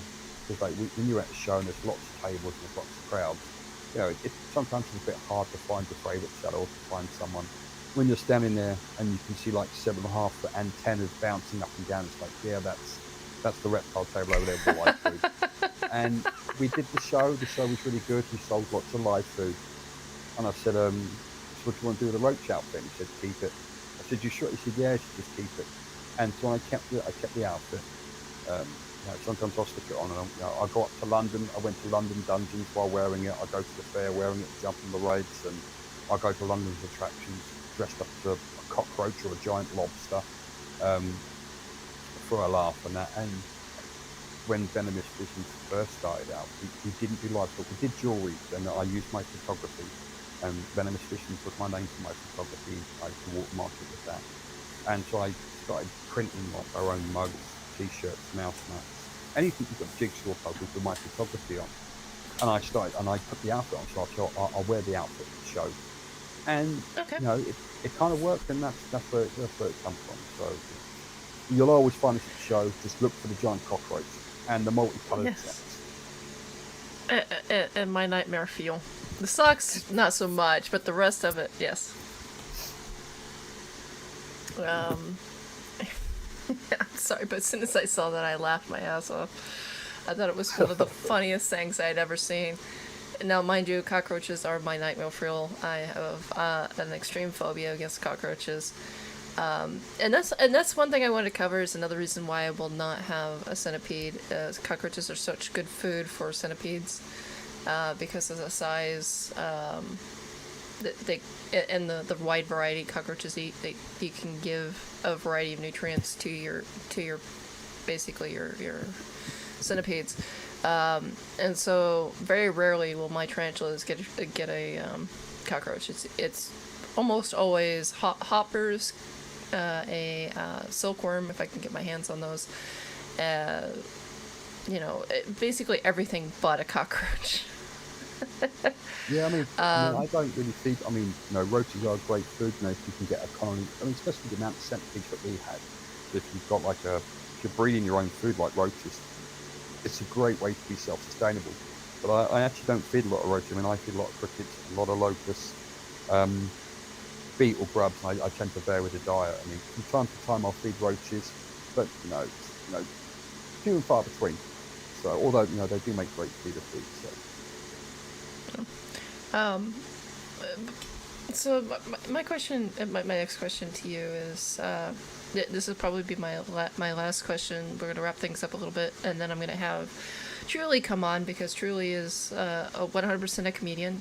She used to be my co-host when I was on Podbean, and also she's new to the invert world. I still consider her new. She's about a year and a half now. She's been interested in wanting keeping a tarantula for a really long time, and she's found her soulmate, which is the Formictopus. The whole Formictopus species. She wants one, but living conditions, she's not allowed to have one, so she got a bearded dragon instead.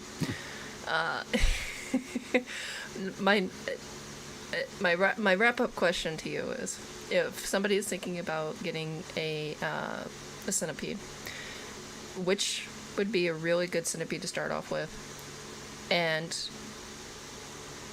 is the Facebook the only place that they can find you? What other places can they find you to ask you this question? Okay, so no, if you're a new keeper and you're wanting to keep like your first centipede, we'll always recommend species such as Scolopendra polymorpha, the desert tiger centipede, E. trignopodus, that comes in either an orange form or a yellow leg form, that's mainly commonly available. Rhycilla longipede is another one, Scolopendra cingulata, Scolopendra mortisans, Halipes multicostus, Halipes grandieri, the flagtail centipede. Those are all ideal centipedes because they range in size up to about 5 to 6 inches. The cost of them won't break the bank balance. They're not as defensive as what other species are. So, and the care is pretty easy. And as for finding us, you'll find us on Facebook. Obviously, we've got the Venomous Visions Facebook business page. You can find us there. There is the Venomous Visions Instagram as well. Whenever I'm doing the photography, I put pictures up on there as well. And there's the website. Obviously, there's the Venomous Visions website. And we're on a lot of the centipede and military groups, and on a lot of the invert groups where we tend to post up like pictures of stock and photographs in general. So you'll find us on most social media platforms. Okay. All right. Now, I hope you would stay for when Truly comes on. Like I said, she's new to this world, so it'll be fun to have somebody. You said you used to be a teacher. Am I remember that correctly? Yeah, way back when. Yeah, I used to. I was teaching for about 8 years. Yeah. It'll be really great to have you hang out, especially when we get Truly on. But I am going to have a break here. Remember, I've been drinking this entire time. So we are now an hour and a half into the interview, and so I need my break. And then Truly will come on. And then Truly will come on, and then it'll be an interesting. It'll switch things up a little bit. Like I said, she is a comedian, so I do find her a bit funny, and I know I'm gonna get it later from her. Oh, I didn't know. He says Tony is also an author. You're an author? Yeah, I self-published a book back in 2014. I wrote my book on the phone. I came home. I wrote a story every night. I did like 118 stories. I did one each night, posted on Facebook. And someone said, "Hey, you should do a book." I don't have enough content. Like, go back and check the Facebook. We've actually got a lot of content. And I compiled it all, and at the time, my girlfriend wasn't my girlfriend, and she helped put the book together. And so I self-published back in 2014. So. Oh wow! Name of the book? The name of the book is called The Departure of Solitude. I've got to run some more copies because it's all completely sold out. Sold out here, in the UK and in a few other countries in the States as well. So it was a little trying for me. It was great doing the book, and it was a lot of fun. I do plan to do a book too. I've got half of the material. I've probably got 75% of the material to do a book too when I'm ready, but nothing happens before it's done. I'm gonna have to actually talk to you about that because right now I'm looking for a literary manager and an agency to go through. So I'm gonna pick your brain after the show, if you don't mind. No. I mean, it was a fantastic process to go through. When people walk into a bookshop and they pick up a book and say, how much? It's 25, £30 for that book. And don't get me wrong, I was one of them way back then thinking, I'm not going to pay that much for a book. What is it? Expensive. What's going on? And having been through the process myself and suddenly realising when you're buying that book, you're buying a little piece of that person who spent that time, the creative people who do paintings or make jewellery or anything like that, and you're buying something. You're buying a little piece of them. And sometimes people are creating various works of art, whether it's jewelry or paintings, books, and so forth. So some of them work, when they're selling their items, when you think about how much time it took them to make that, they're actually working for less than minimum wage, but it's, the reason why they do it is because they're passionate about it. And, when I did my book, I now have a great stay. When you walk into a bookshop and someone says, 25 quid for that book, and you realise the process that's involved of actually getting it from a blank page to being on the bookshelf or being online. It's a great journey. Yeah, that's actually pretty awesome. So yeah, no, like I said, I'm gonna pick your brain afterwards, because I'm doing some writing myself, and I need to make a pitch, and so I need I need a manager, and I'll need a agency. I know they're not cheap. Yeah, well, if you self-publish, I mean, way back when people wanted to get books done, you pitch your idea to the publisher, and they'd be like, 95% of people's work just end up in a pile. The great thing about self-publishing is you can go and you have like a minimum run. Now you can do self-publishing. Publish your book and be like, hey, look, you're going to have to commit to running 10,000 copies, because you've got to pay for that yourself. So you can turn to, I just want to do 100 copies for now. And you can do it in small batches, and you can be a part of the whole process. And self-publishing, you have to look at the work and say, yeah, we're happy to do it. Then you get to cover your book, the kind of paper, start of the writing. So you don't necessarily need an agent. It's a self-publishing company. That's what I do.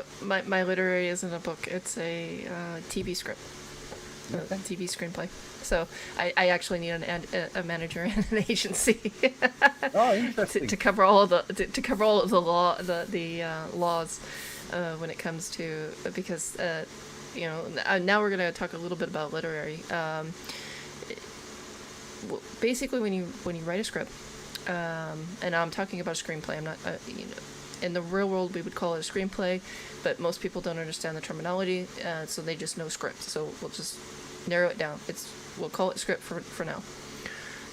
When you write one, you need a manager who will basically help you get in contact with editors, and to basically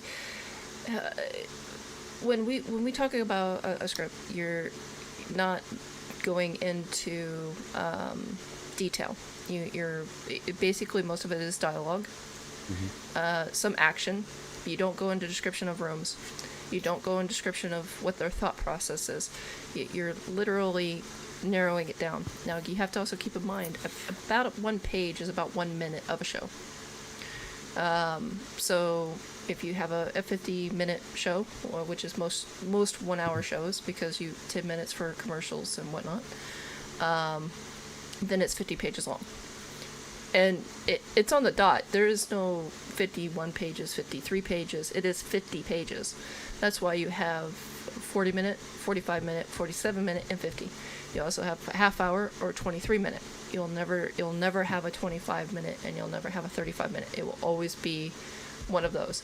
So you need a manager to help you find someone who will help you clean it all out, basically, and then say, this is the bare minimum, this is the bare minimum. And he also helps you come up with, not a pitch, because your pitch is on you, but what they do is they help you come up with a summary and basically a timeline, because when the agency gets a hold of it, because the agency talks to producers, they don't talk to anybody but a producer. They won't talk to a director, they won't talk to an actor, they literally go to the guy that's going to make the movie or make the TV show or however you look at it.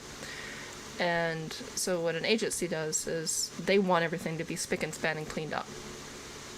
Now, they also handle the law part of it, so people can't infringe on your copyrighted material. So they can't just steal a little bit of your idea and be like, we thought of this. No. An agency stops that really quick. So an agency will have this lengthy contract, and they will go through it. The producer will go through it if they want to buy it, if they want to lease it, or if they want to, what they call loaning. That's their own thing, and that's part of your contract. Now, what a producer will normally do, like, this is a good idea, show me more. So you have to show them basically up to between 5 to 7 episodes, which is a bit longer than a book. Yeah. If you're doing 50-minute shows, then you can actually do the math. So anyways, you're giving them that, and if it's a TV show, there's 5 acts that you actually have to plan out within, say, about a 50-minute show. But the thing is, they can't just be 10 pages long. Each act has to actually flow naturally. So that is all technical stuff. But each act is explained in a summary that the agency has in their hand, and a manager help clean up your mess, your ideas, and get everything organized. So that's why you need a manager and you need an agency. And then once you have that, they'll find a producer for you if it's good. If it's a good material. If it's not, they'll tell you, keep writing. We want something else. They may be nice about it. They may not be so nice about it. So I right now, what I need is to find a manager first and foremost, and then I need to find an agency. Sounds like a lot of fun. It is actually. I love sitting down, and I love writing, and I love being able to do it. Especially right now, since I'm in between jobs, I'm looking for work. So it keeps me from going insane. And it's really fun. But the thing is, when I do that, sit down and write, it's like, okay, why am I doing this? Where am I going to take this? So I have a story that I've held on to for almost 8 years now. It's a mini novel, never went anywhere. And out of the blue, I get a call and said, hey, we like this idea, but we want it in a certain format, which happened to be a screenplay. Yeah. I was like, okay, how much are you going to pay me? Because I'm not going to sit there and take all of this work. And then they threw some pretty words at me, and it got me thinking, maybe they're sniping. Now, sniping in the entertainment world is exactly what they're going to do to me. They'll say, hey, why don't you do all this beautiful work that we'd love to work with you on? Give it to us, and then we'll go find somebody to buy it. If you don't have a manager or an agent that's going to do all of the legal paperwork for you to do that, they can you just literally handed off your work to them, and they can do whatever they want with it. And so that's why they call it sniping. And so some red flags raised up, and so I did get a hold of, here in Sweden, if you have questions about work-related law, and writing is one of those, you can actually get a hold of a lawyer, and they'll take a little bit out of their time. They won't go into detail. And they said there were some red flags. If it's truly a good story, you can actually write it up and then go find an agency and go find a manager. And I'm like, where do I find these? They didn't know. And of course, they're not going to take the time unless I'm paying them to do it. So I'm like, So that as soon as you said, I'm a published author, I'm like, oh my goodness, I need to talk to you. Yeah, I mean, a little bit different, but yeah, I mean, I've had, when I first did my stuff, I mean, and I spoke to a publishing company about doing it. I got quite paranoid, so I'd only read sections of my work. I wouldn't give them the full story, and one place was like, oh, just leave your work here with me and stuff. I was like, no. I said, if I leave my work here with you, you're going to take it. I mean, and a lot of stuff I write is either in the moment, or people will come to me, you write a story about my life, and I create they give me all the information, and they paint the scene, and I bring it to life. So it's a stressful but fantastic process, and I really do hope people get down to doing it. It can be very rewarding. But yeah, a lot of fun.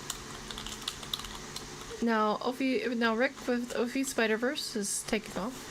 Take care, and give Ophi some love, especially from all of us at the show. I promised I was going to take a break, and I really, really need to take a break now. Yeah, go for it. I'm going to play some music. I'm going to mute you, and then we'll wait for Truly to come on, because I have sent the link. I don't know if she's followed it or not. We'll see if I can paste it again. Yes, I'll paste it again. There you go. So yeah, ladies and gentlemen, we are now on official break. I will be back in probably 5 to 6 minutes, so basically 2 songs, and I'll see you then on the other side.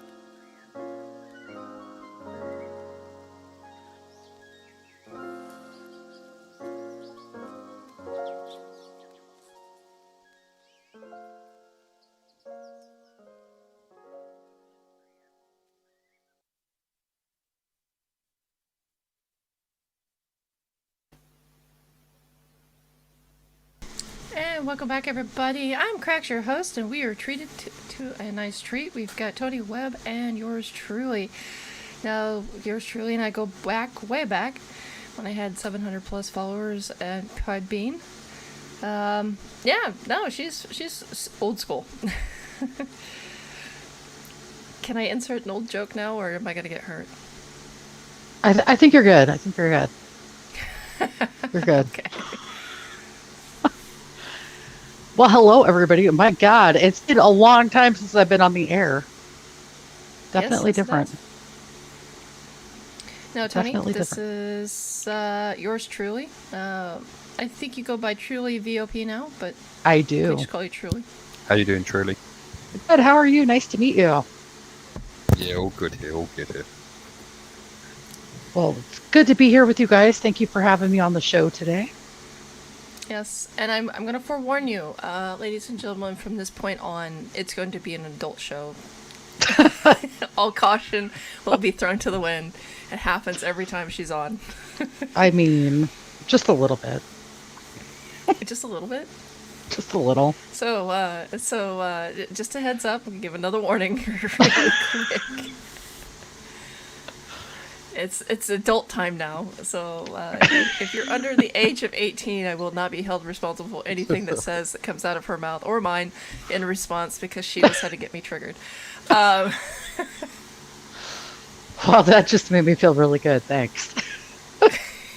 You're welcome. Glad I Do could you like the help. red carpet treatment? I red do, I carpet treatment do. for you. Like, just roll it on out and just let me roll up on in. Like, come on. Well, I just realized there are some really sexy accents on my show, and I was like, no wonder she came back. I mean, who wouldn't want to hear that, right? I mean, well, Love 'em. Tony clearly has.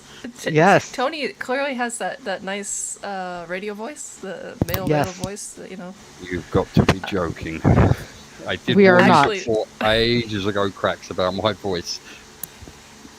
No. Oh, no. I'm serious. It's very nice. I really like Yes. it. I can Yes. I can literally stand here and listen to you talk for at least another hour on an audiobook. I really could, and that is honest to God, no jokes. That says a lot.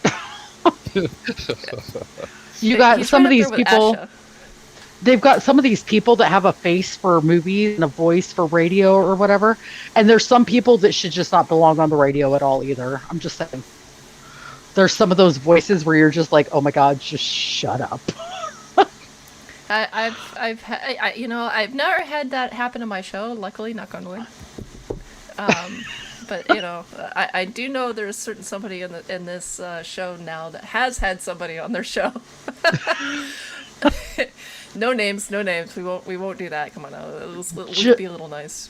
Just But, the I've not had shrill that of hearing people's voices, some people's voices. Like there's some that I can listen to for hours, and there's others that's like, dear Jesus, now. You try to keep it as professional as possible till you hear them talk, and you're like, no, I can't do it anymore. There's nothing worse than getting ready to listen to your audiobook and you press play. It's like, it's a great story, but I can't listen to this voice. And then you're searching for the same book that's been read, but it's been read by other authors, trying to find the right voice that you like. Yes. You know who does have a good voice like that? A good radio voice, and that would be Morgan Freeman. So Yes. what I take it is Tony is talking about the Morgan Freeman. You're always looking for that Morgan Freeman of the book. but then you always end up with the harpy. Poor Morgan. Mark says, "Right, guys, I'm off. Take care, everyone. Take care, Mark. It's good to see you. Take care, It's Mark. really good to see you." See you later, Mark. Mark, before you leave though, if you're still here, when are you gonna have butt nipper on? I love that spider. I love that spider. She's the cutest little spider, and she nips the butts. I know why she's doing it. She's it's kind of like a ambush kind of thing. So I know why she's doing it. It's completely. She's not doing it to be cute, but it just looks cute. So I'm a huge fan of his velvet spider. Oh my gosh, I want a spider named Buttnip. You want it for Mictopus named Buttnip, don't you? Yes, I really do. No, I want one of those orange ones that I want to call Cheeto Puff when I'm yelling for it, and it just comes running, and people think I'm looking for Cheetos. That's what I want. Oh, that's right. You wanted the OPT that comes Yes. when you call. It'll never happen, Yes. dear. It will. I will train it. No, sorry. Oh, Tony left. Nothing. Why did Tony go? Oh, Tony disappeared. It Tony's says he's- Tony's left the building. did I scare him off? I wasn't meaning to. No, I don't think he's Come scared him back. off. I think maybe his phone died, or because he has charging issues. Oh, yeah, that would do it. That could very well do it. That would make somebody go poof. How the hell have you been? I'm doing okay. Minus the thing that happened. It's always a thing with my cats. It's always one thing or another. This time he had emergency surgery. It was minor, but just throw it out there for people. But it was an emergency. They needed to do it on the same day, so it was extra expensive. My soul, my pocketbook, it all cried.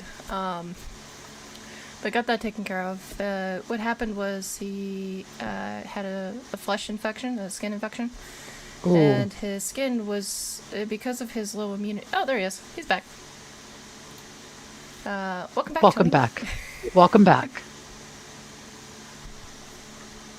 But because his immune system was trying to fight this, his body was trying to cover it.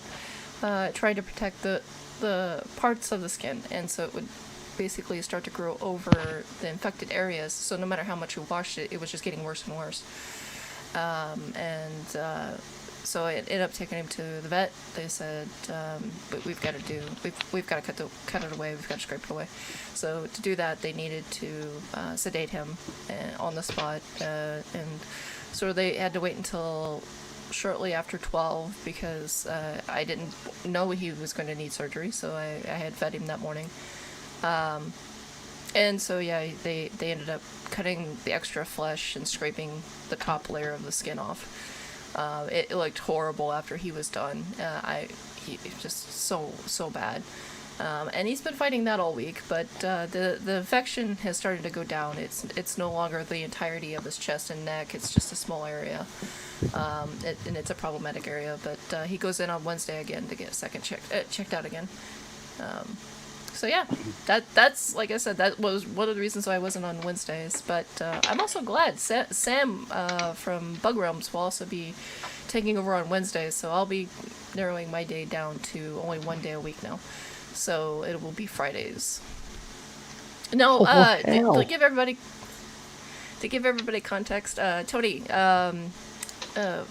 truly does it's like an online radio. Yes. Okay. She's an online radio personality. You could tell everybody a little bit about VOP if you want, before I start rolling out more jokes, because I'm going to gun for you. And I'm waiting for them. I've been waiting. I've been patiently waiting. Well, I'm guys. slow. Girl, let's not even go there, okay? Let's hold on to that one for later on in the show, because I got something for you. Well, guys, my name is truly VOP. I am a personality over at VOPUSARadio.com, and we have many different kinds of shows. I'm also, they call me a non-official member. I'm also a non-official member with TWRP, which is the better half of me that is his radio outlet here on YouTube. And so I go on there and I say hi from time to time and talk with them from time to time. Kind of been down, haven't really been doing much work here. This is actually, honestly, this is the first time I've been live in over a month. So I've been down for a little bit. So it's awesome to get back into the groove with things. It's weird not having my radio set up in front of me. I have my phone, which is pretty cool. But yeah. Check us out. We all know that she's here for the English accents. I'm just gonna throw that out there now. Yes, that's exactly why I came over. Shh, don't tell my husband. He doesn't need to know. Let me fix my hair real quick. Never know when the camera might accidentally turn on. Just kidding. Kidding. You know, this is the one moment where Asha from Asha Rants or Man Cave Sounds needs to be on. Now, people have met Asha. He is basically an online DJ, and he knows truly as much as I do. I love Asha. So it's funny because every time Asha would come on, truly would just magically pop up. It was magic. So I swear it's the accents. Oh, ArachnoShack! Really Hey, how's it going? No, ArachnoShack did have a premiere today. I did put the link in the description below. So for those who are curious, go check that out. Possibly after our show, we hope. But he did a really amazing nature walk. Even got some isopods and set them up. It was really good. It was great video photography as well. It was really good, really well put together. So hey ArachnoShack, we're all doing good. Welcome to the adult version of the show now. after the 2 hour mark, or hour and a half mark, it just went adult. I think this is where we need like that sexy music to pop in right now. So when we're like sitting there getting ready into it, you get your drink and it's just like sexy music and us going at it. No, not like that. God, okay.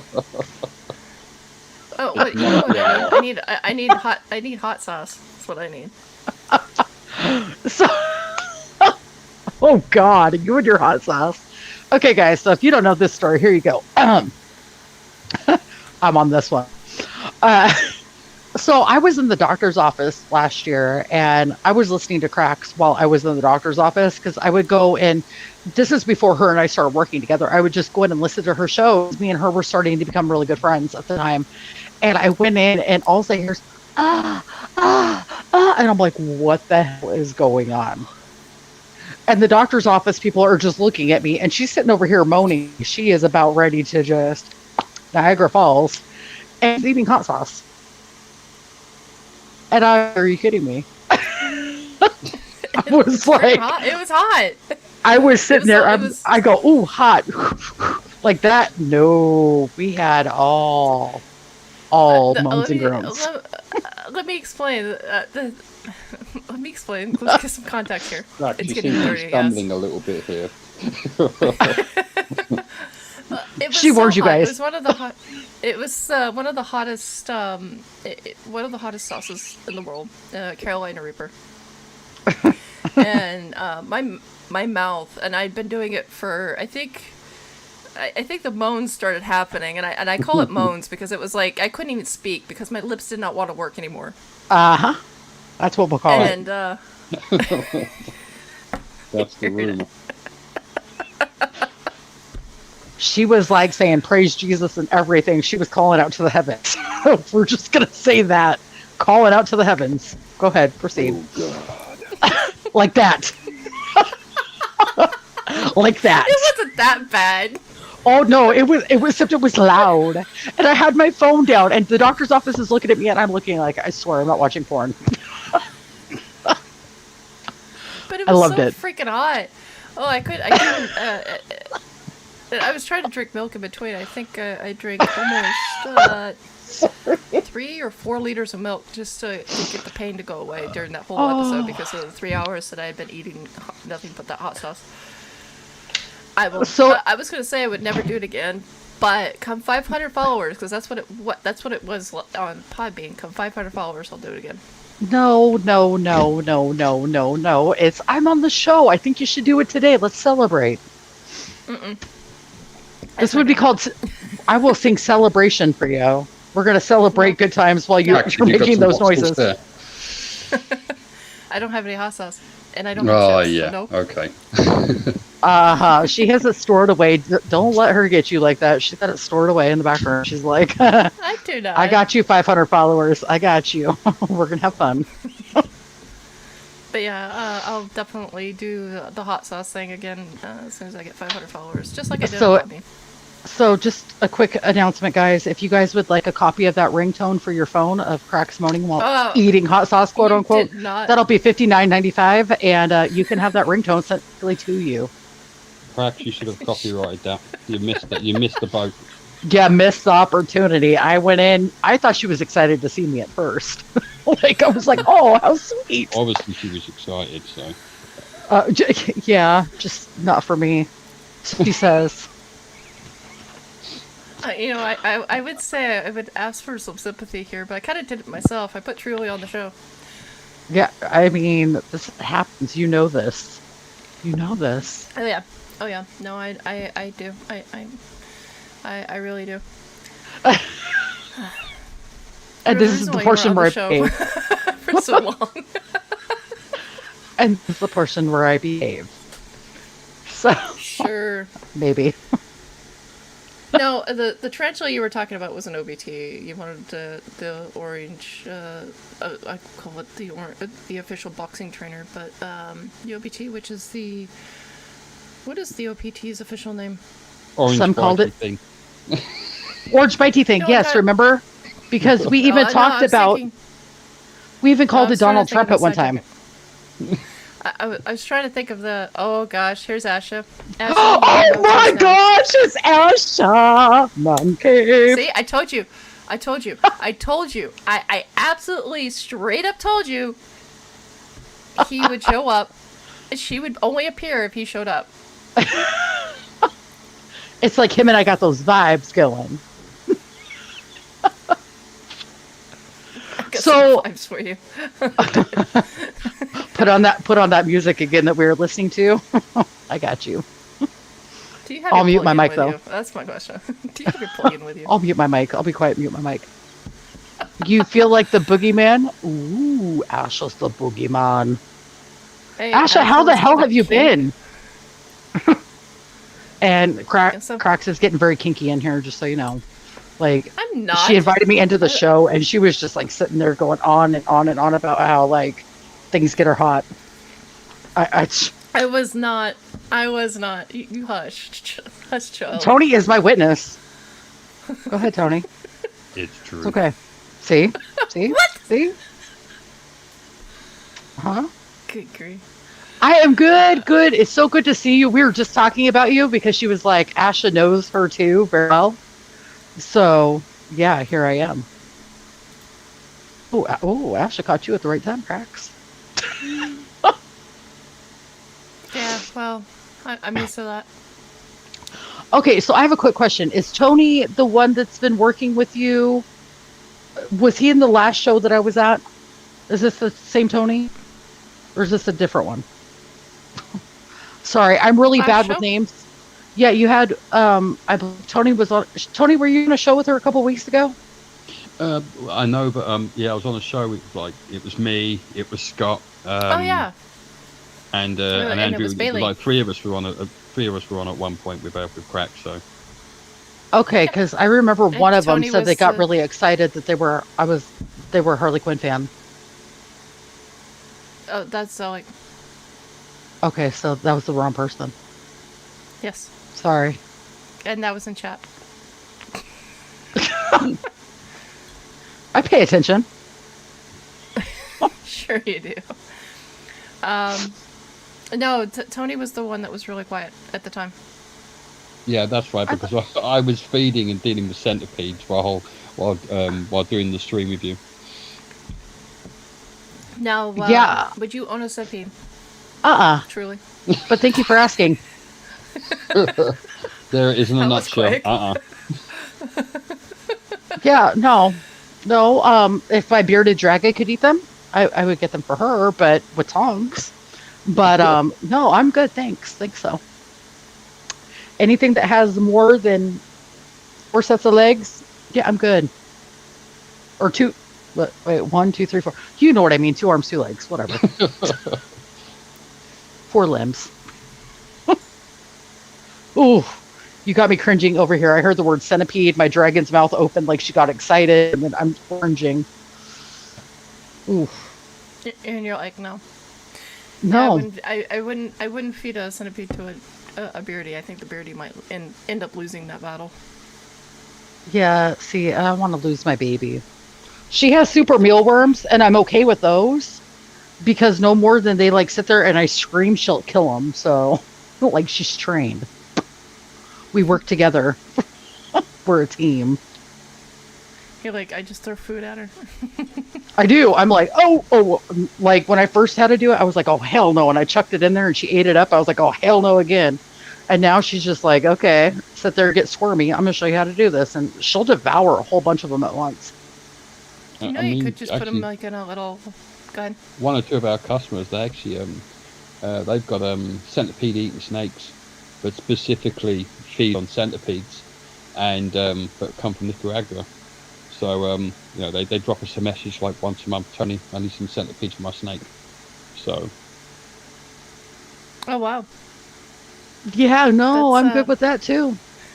I didn't know there was a snake that preyed on just centipedes. That's interesting. Yeah, there's a few species. There's a species from Africa, and I say there was a load of them that came in from Nicaragua last year, and you know, people bought the snakes. With, you know, they are very pretty snakes, and then it was like, oh, I've got to feed it a centipede, and you know, it's not like having a regular snake where you buy like a defrosted baby mouse, which is really cheap.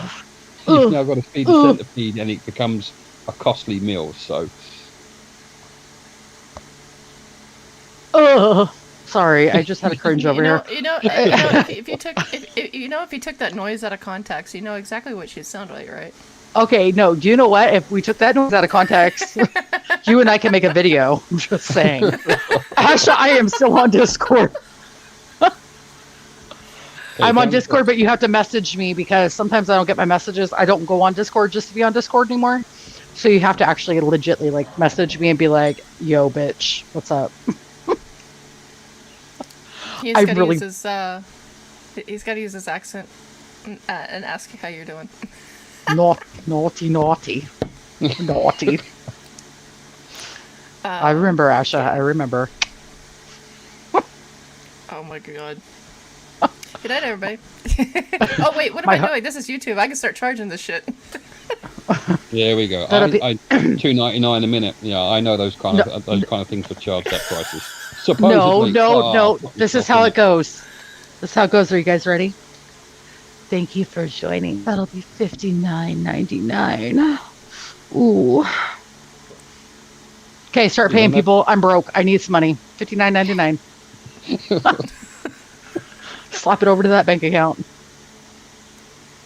A twinge, did you say? What? What's a twinge? Come on, you got to work with me here. I can't see though. Like I have YouTube set up on my TV. I have my PlayStation on with the YouTube set up on my TV, so I could read the comments. But I can't read the comments even though it's a 55-inch because I have my glasses on. And I don't know what I did with them. Oh, so what you're saying is you're a blind, broke old lady. Oh my god! You're charging $59.99 a minute. Exactly. Pay up, people. Takes so much talent just to do all this kind of work. That was like my dream job when I was younger. I've got a question for you. So, are you trying to save up for your Fervictopus? I am. So, like, the cool part was we went in. Okay, so, like, I looked at my husband and I was like, okay, so here's the deal. You got to go into the pet store with me. And he's like, why? I go, because I'm going to come out with a hamster. And he's like, the hell you are. I'm going in. So we get into the pet store and I just had to go get nail clippers so I could clip my dog's nails, right? We walk out with a new tank setup, a new bearded dragon, a whole bunch of insects. And here we are. So, note to selves, ladies, if you ever want anything, take your husbands to the store. Or just go in and buy it. Just go in and buy it and ask for forgiveness later on. Bat them eyelashes. I should use that voice she used earlier to get out of it. $59.99. Ooh. Everything Ooh, seems to be $59.99. Everything. And if you want to send a tip, you can go $60 a minute. Like, come on. Just throw that at me. Come on, people. I need a tip. It's hard doing this job. I've got a tip for you. I do have a tip for you. What's that? Don't eat yellow snow. Oh my gosh, that's funny you say that. No, just kidding. Totally didn't say kidding. what I've never kind of eaten tip. yellow snow.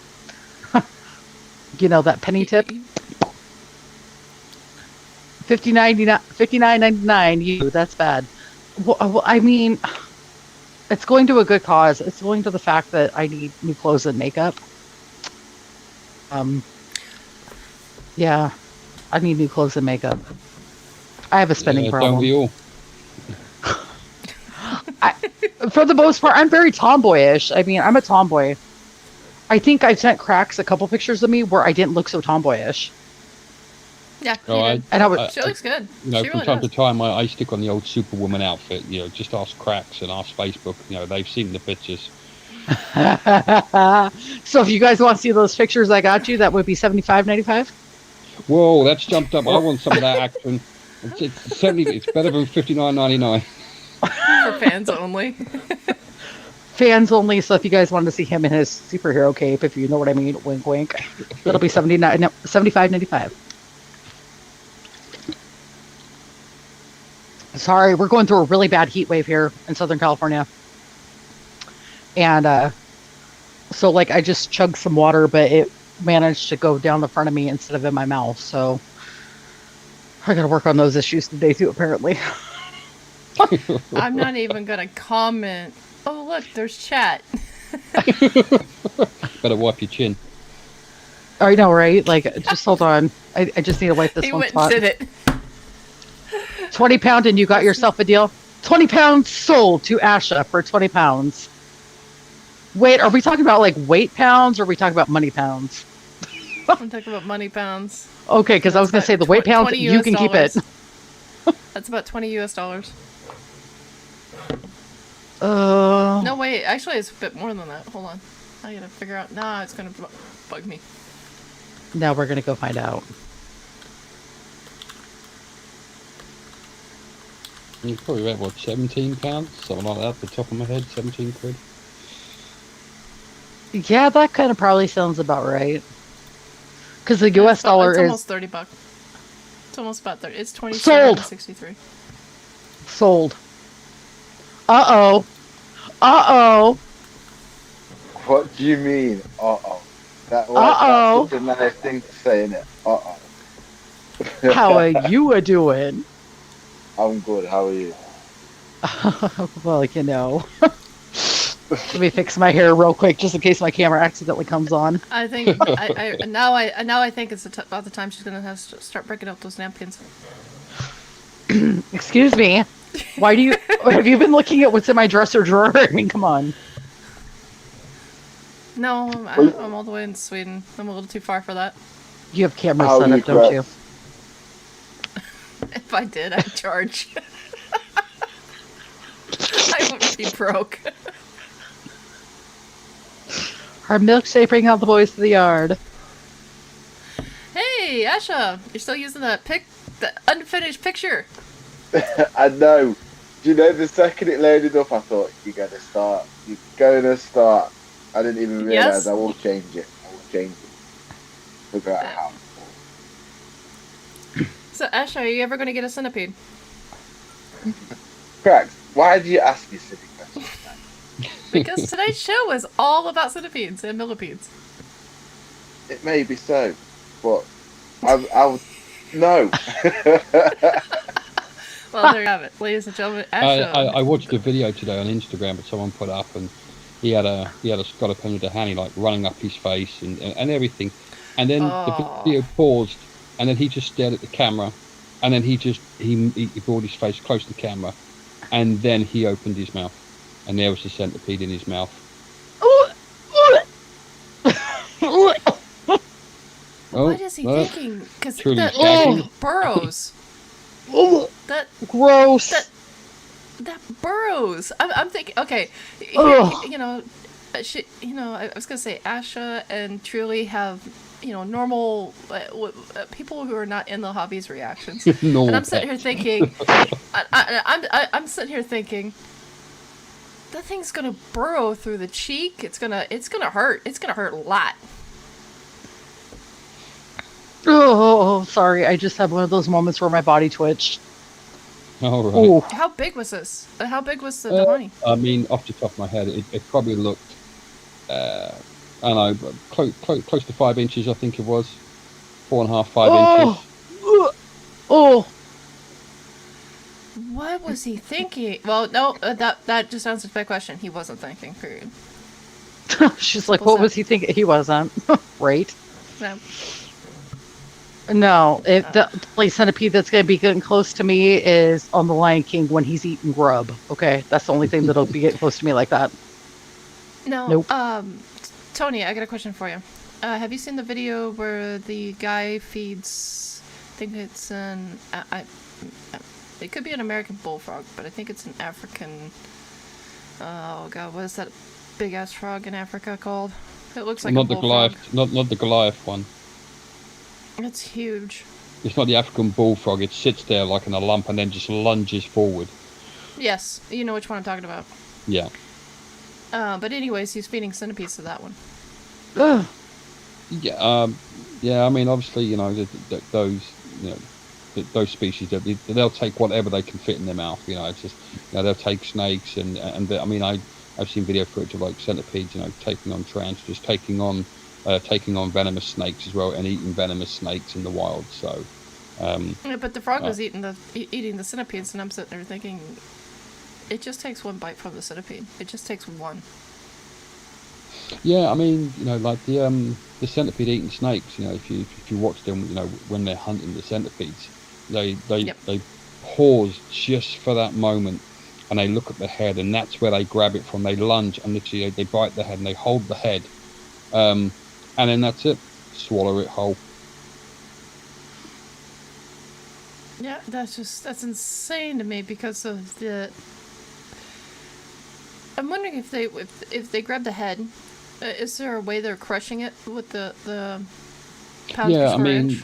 I mean, obviously, that kind of species, it wouldn't take on like because it's quite a small species of snake. It's quite slender, so you wouldn't see it like eating like an 8-inch Dahani, but something like a small centipede, sort of like anything from like 2 to 4 inches long, but quite thin in length. I mean, obviously, probably a Scottish penny Dahani at sort of like 3 inches it would take. Bearing in mind, obviously, the venom from that is from Dahani is a lot more potent than other species. But yeah, you watch it lunge and it literally subdues the head and it stops the centipede from sort of like biting and injecting venom, and you see the centipede thrashing around and so forth. But yeah, very pretty snake. Well done. That definitely just made me hungry. What, for snake or centipede? Good to know. Good to know. Asha says can't take you anywhere with food all over. Drink, Who? sorry. Can't take you anywhere with drink all over you. Can't take who? I know he's not talking to He me. was referring to you. Oh, no, he was referring to you. Oh, no, he was referring to you. I even heard him. He said, I can't take Crax nowhere. Get him. I'll call you on your bullshit because he you just asked who. I was practicing so I could do an owl voiceover. Hoo. Nice try to say it, but you didn't. I thought I did good. Admit defeat. You're talking about Crax, right? He's talking about you. He has to be talking about you because I'm a good girl. No, Tony, I got a question for you. Yeah, sure. There's a guy. There's also another YouTuber who was at the. It was a Poketheria Formusk. No, that's not how you say it. Formosa? Formosa, thank you. They were also feeding a centipede too, a Dahani. they're trying to figure out who wins. And now, I would never recommend this because, for one, it's not good for the tarantula. Things can go south very quickly. Number two, the tarantula is on the endangered list. But of course, the tarantula did win. But have you seen that video? I may not have seen that specific one. Obviously, I've seen links where people have put stuff up, showing animals eating each other. I know there was one with like the species of, it was on a centipede group. I think it was late last year. I think it was. I was scrolling through, and there was this fish, and they were throwing live centipedes into the water, and the fish literally just grabbed hold of them and just sucked them up and just ate them. So, and obviously a variety of comments saying, okay, why would you post a video like that, and so forth. But I've seen various clips of that kind of stuff. I mean, when I see it, I tend to scroll past it. If it's like a wildlife documentary, I can understand. Obviously there are sometimes people do these things for like shock factor, to wind people up or what have you. And I just tend to skip on and scroll past it. So I sometimes just, it's not worth my time investing in making a comment, because I know it's not going to go anywhere, or it's going to fall on dead ears. I would never make a comment, but since there was an endangered species involved, I hit the report button, mainly because if you're trying to be scientific, that was definitely not the way to go back to being scientific. You don't take an endangered species and then go, oh look, let's see who wins at a fight. I'm like, especially since the tarantula is trying to get out, it doesn't want to be there, and you're forcing it back in there. It was just no. This is just for shock value only. But I'm with you on most things. I mostly skip most of it. Okay, hold on. There you go, Asha.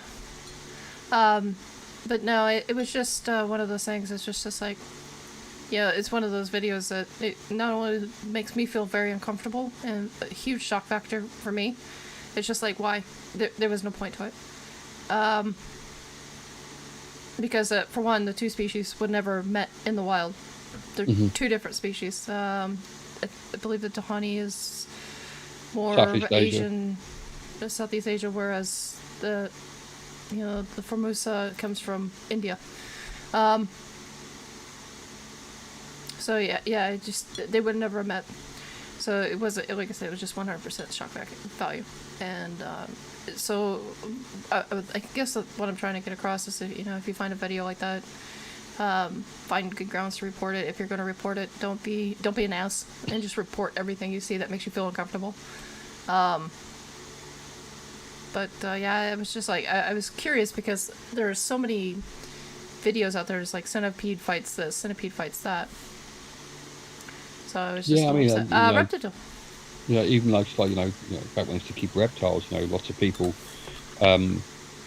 deliberately putting up like videos, obviously showing like a large python or a large boa, taking down like a live rabbit and stuff. It's like, to a sense, we know that live feeding happens, and it happens for a variety of reasons. But when you see these, the shock factor, or they put up these uploads, just like not really interested. So we know it happens, but there's no real need to see it. So. Yeah, no, it's just it was just one of those things. And no, Asha, I did not get a chance to see your t-shirts. I sent you the link to my t-shirts now. So I'll send you on Discord so we can go. You've joined StreamYard with your YouTube still open because you're looping. Who's sorry, looping? I feel that. Oh, I thought you said Sorry, I was. I just keep hitting buttons. I keep getting backed out. Not bad. You and buttons this way. It sounds better now. It's just when you first started, it was like, oh. Waiting for Reptidil. I'm waiting for Dylan to join. No, he still got a bit of an echo. I don't know why.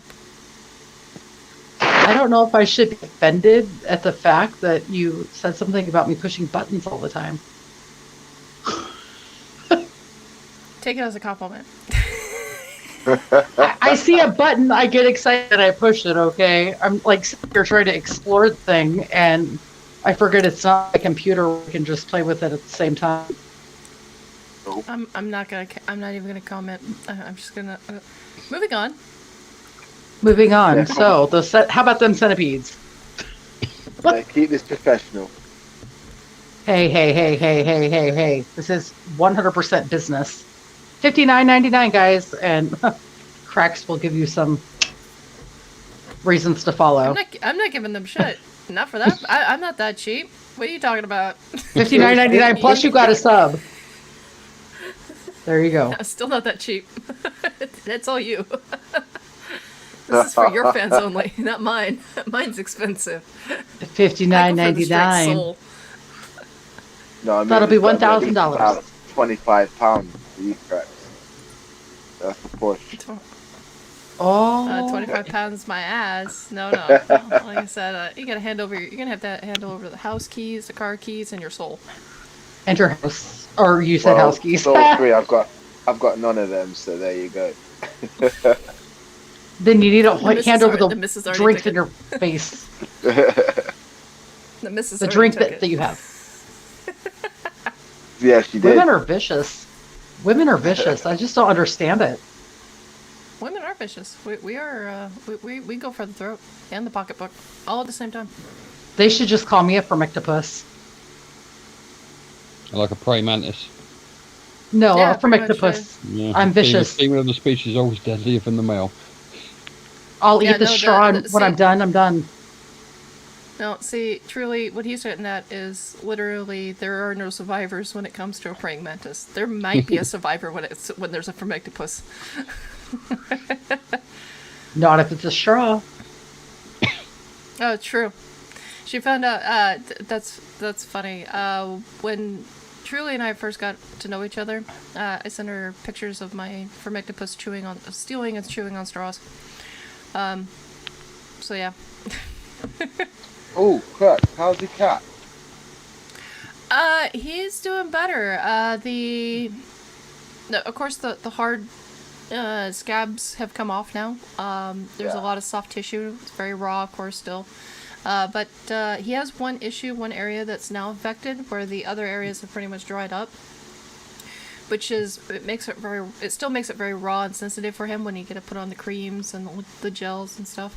So we're still battling that one spot. Wednesday he goes back to the vet. And now I just realized I now have my entire what do you call it, visitors, all on my stream now. Here's hey, the Dylan, story. how's it going? Everybody's here. We are going to be the Crax bunch. Yes. Now, everybody, I'm going to do Reptidil's official introduction. Hey, everybody, welcome to another episode of Exotics Radio Podcast, where we have Tony Webb, we have yours truly, we have Asha, and now we have a Reptidil.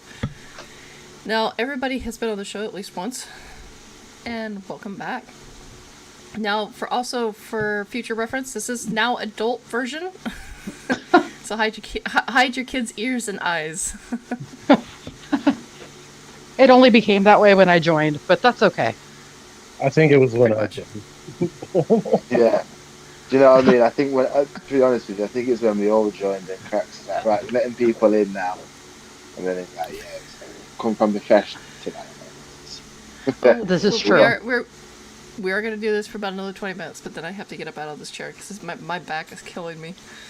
But I'm very happy to have everybody here tonight. It's like a big party, and all the cool kids left, so it's just us. Hey now. It just now finally clicked to what I just said. Okay.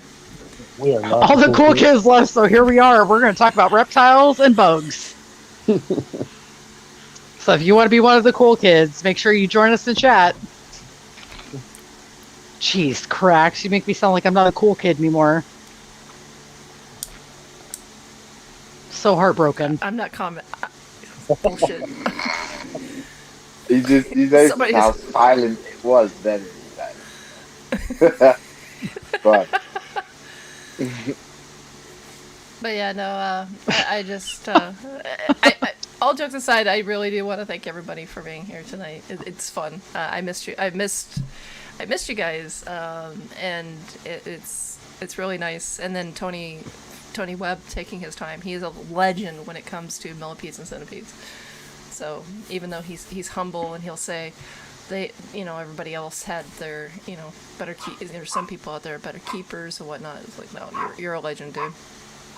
Oh, No, I'm sorry it took so long to come on the show. I mean, I know you've been asking me for ages since we first made contact.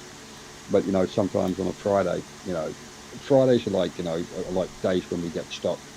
And sometimes I can just be sitting there like, Tone, this is just land. What do you want to do? And it's like, oh, I better go and collect it. And sometimes that can just happen. And then you're up all night to like 4 a.m. unpacking stuff. So it's nice to actually come on the show and not be on for 5 minutes and have to disappear. So thank you for having me. Oh yeah, and like I said, I have been trying to get you on the show for a while now, but I knew it wasn't like you were just to blow me off. You actually quite a busy man. I mean, you've got your own business. You're trying to manage Facebook and groups and other things, and then on top of that, you've got such a huge collection to feed and care for. Because I know you're one of the few people that are in the business side of keeping, and it gets hectic. And then on top of that, like I said, you have so many animals to take care of. Those animals come first and foremost before the money. And I mean, with the centipedes, I mean, I my partner said to us, if you want to do centipedes, that's fine. It's not a problem, but that's going to be your fee. So like when it comes to tubbing up like 200 centipedes for a show, I know that it's me that's got to, it's me that's going to have to pack them and unpack them. So it's whenever the centipedes, whether it's feeding, watering and stuff, or rehousing, or shipping and stuff, that's all down to me. Anything else, my partners have to deal with scorpions and huntsman spiders, and they're not sitting on the neck, and the millipedes and other stuff. But when it comes to the centipedes, sometimes I turn around and think, like last year, when we had sort of like, over 650 odd babies, I'm thinking, I've got to feed every single one of you individually. And it's like, great, set up a routine, feed so many on each day. But yeah, it's, and while being on the show tonight, at the same time while I'm, chatting away, I'm actually dealing with Facebook. I'm answering emails and answering messages on my business page to deal with that as well. So. Yep. Like I said, I understand you're a busy man, so it didn't stop me from asking and trying to get you on the show repeatedly. Yeah, and here you are finally. Yeah, like I say, once again, thank you so much for having me on, and for the people listening in tonight and stuff. It's nice to be a part of it. Yeah. No. I let's go back to, because I don't think these three were in the show when you were talking about. No, I think Dylan was. So if a huntsman ran up your body, landed and stopped and basically jumped and stopped at the back of your neck, would you allow it to be tubbed, removed? I think it'd be Tony? more like whatever the spider wants to do at that point. So what are your reactions? Yeah, I no. don't feel like I have much of a say in that.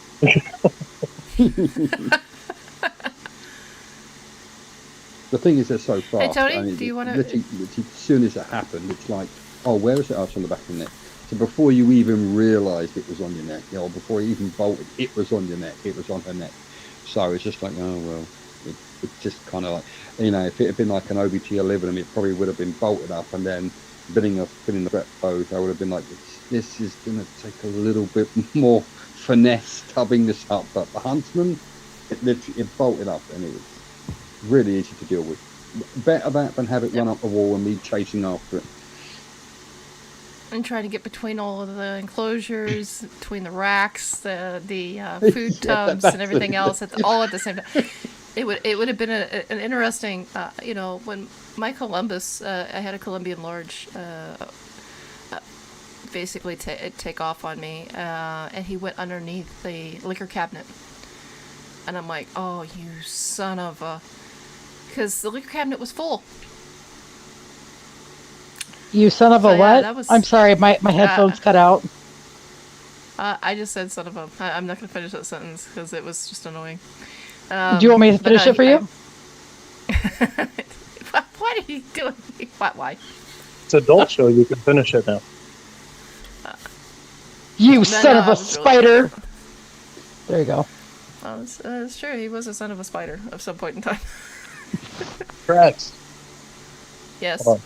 Yeah, we had that yesterday. Hold on, I don't know. Oh, how you're to in your turn it room. around. Yeah, that's my son screaming at me.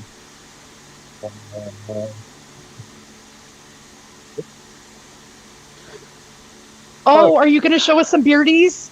Somebody molted. Yeah, That It's is. pretty Oh molted. wow, that's impressive. Ooh. What kind of spider That's is your that? It's a strimmy, I think. I think it's a strimmy. Yeah.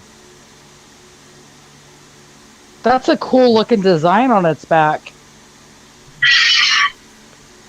What It's the hell was awesome. that? The mulch just attacked him. it's over now. It's like the thing, when the head come off and it got up and it just walked away. Oh, that scared me. Speaking of horror films and horror movies. Oh, there she is. Hey, baby girl. Oh, she's such a cutie. She's Pretty giving you bird. an evil ass look. Does she talk? She can only be featured on the adult show. Oh my gosh, this is the adult show. Make her talk. Oh my gosh, I gotta hear this. She won't do it on command. She does it when Oh, she's upset about something, which may eventually kinda like me, happen. yes. She'll get mad. And start yelling. Okay, Tony, I will definitely message you. If you want, we can talk about this next coming Friday. But I'll definitely message you later about it. So I would really love to have you on the show because I know you know your pokies very, very well, and I have a huge soft spot especially for the regalis. So I hope you have a good night, Tony. Good night. You said pokey. Of course. Sorry, I'm done now. That's what they're called. I'm done now. Sorry. You can see your way out now. Good night, everybody. Oh, just kidding. Okay, I'm adults waiting are for now him to visitors. go. I am waiting for him to go over to the Bearded Dragons. I'm excited to see this. Oh, yeah. Wait, do you need a napkin? Are you that excited?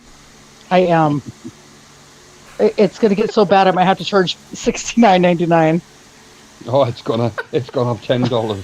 Oh, it's gonna be good. I kind of want to go get my bearded dragon out so she could look at it, but then she'd probably puff up and freak out. Oh my gosh, look at the baby! Oh my gosh, what a pretty baby! Is that a male or a female?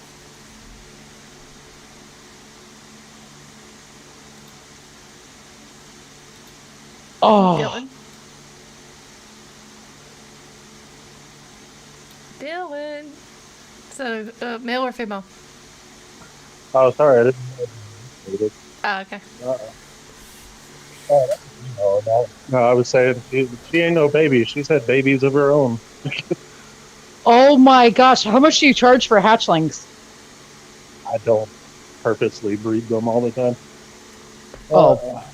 But it's almost like usually when it happens, I have friends that, I know they'll take care of them, and they're like, I want a baby beardie. So, okay. As long as they get a good home, I don't care. I am getting ready. We're getting ready to make our own enclosure for ours, and I'm bumping her up to a 120 gallon tank. So she's going to have a 120 gallon tank that we're going to be putting her in, but we're doing it out of an old movie stand. And so we're trying to get new ideas because we're going to probably eventually get a baby here soon again. She's only a few months old, but I want another baby. I love them. Oh my gosh. Is that a citrus? Sure. I don't breed beardies, so I don't even know they're morphs. Oh my gosh, how beautiful. I believe he is a. It's a hypo. It's a pretty Oh, a big hypo zero? hypo yellow. Hypo I don't yellow? know. Yeah, that's what they said when I got him. He was a rescue to the store, and then I bought him from the store. So, tell him what he really is. Oh my gosh, what a sweet baby. See, you're showing Crax and Tony all these pretty 8-legged babies, and then I see the 4-legged baby, and I'm just like, oh my gosh. My favorite are the When was the bird no-legged. 8-legged? I thought the bird was 2-legged. Oh yeah, and a two-legged potty mouth, which is my spirit animal now. Yeah. Sonny the cursing cockatoo. That's what I need in my life. Every time somebody pisses me off, that bird will tell them off for me. They'll look at me, what'd you say? And I'll be pointing over to my bird. Mm-hmm.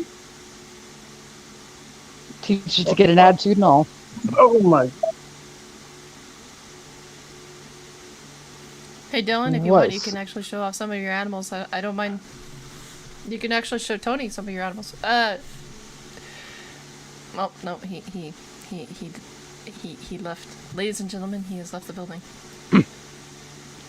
Which one was that? Because all I see is, I don't know, like my icons over here There look is. like 2 nipples on my screen. You nipples and napkins. I swear.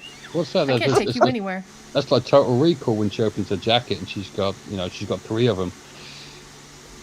Yeah, now I see 3 nipples on my screen. Now, it's sad part. I don't think that was makeup. I think that was actually an actress with actual 3 real ones. A nubbin? Total Recall. Now I'm going to go Google this after the show. Because now I have to know. I'm going to be like, was that third titty real? I can hear Crax typing away. Is the titty on the Well, women in Total Recall real? You got to word it very specific, though, so Google gets what you're trying to say. But then it's going to show you, like, all these lopsided titties, like, in the images. Click on images. Yeah, she goes to images, and there's, like, all these people with 3 boobs.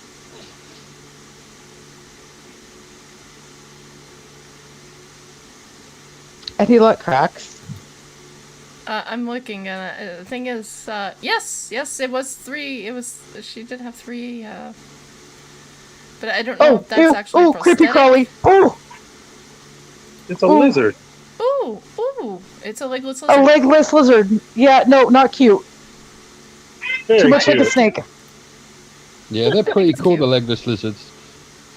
They're cool and all, but if they don't have legs, I can't trust it. It's a snake to me. Oh, good grief. All right, Sonny. We get it. Okay, I gotta see how this thing moves. Maybe that might change my mind. Dirt now. It's gonna like slither away and be like, I told you that was a snake. I was down at my mate's shop the other week, and I dropped in, and he's like, "Oh, Tony, pop out back and say hello to Daisy." It's like, "Yeah, no way." So casually popped out back, and there's like his 6-foot alligator just sitting out in the sun and just like chilling and relaxing. Yeah, probably not. It had 4 legs. You can't go wrong.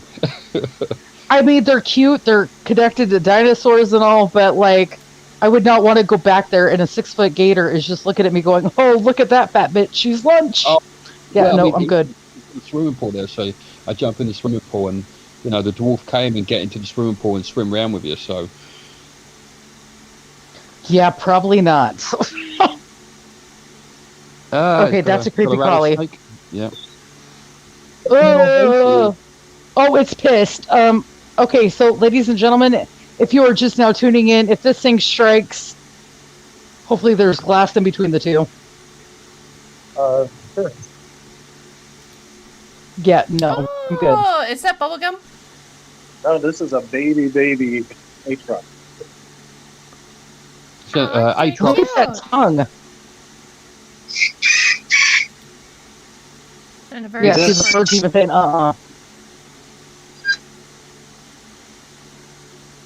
Yeah, Oh my venomous God. snakes. Oh. Yeah, okay. I love venomous snakes. So the actress in Total Recall, that was a prosthetic. That was makeup. That was a complete makeup artist. But it was done so well. People actually asked her if she had it removed, and she basically says, "Yeah, I have it now on my desk." I would have put it like as a doorbell. Oh, that would be awesome. Put it as a doorbell. Bring my titty.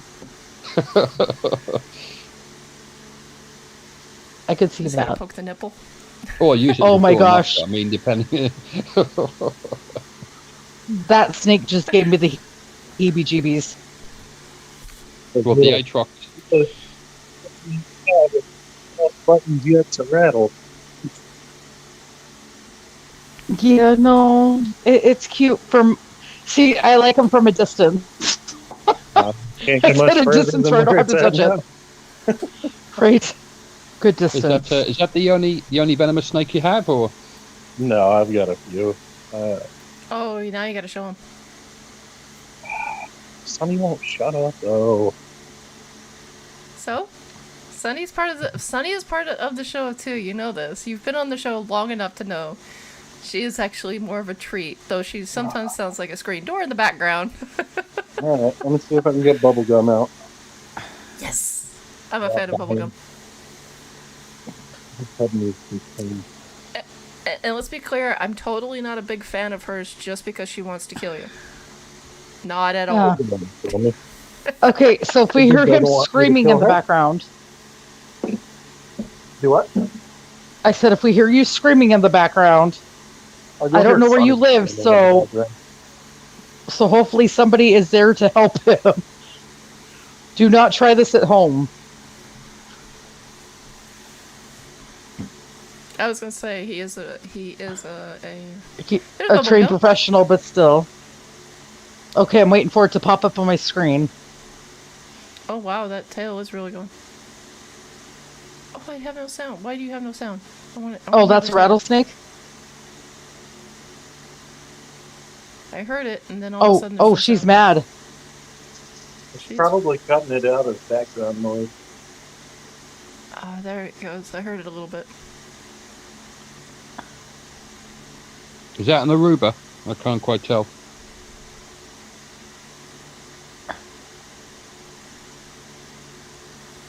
That I don't think is it's close enough. midget-mated prairie. Say that again, Dylan. You sound very muffled.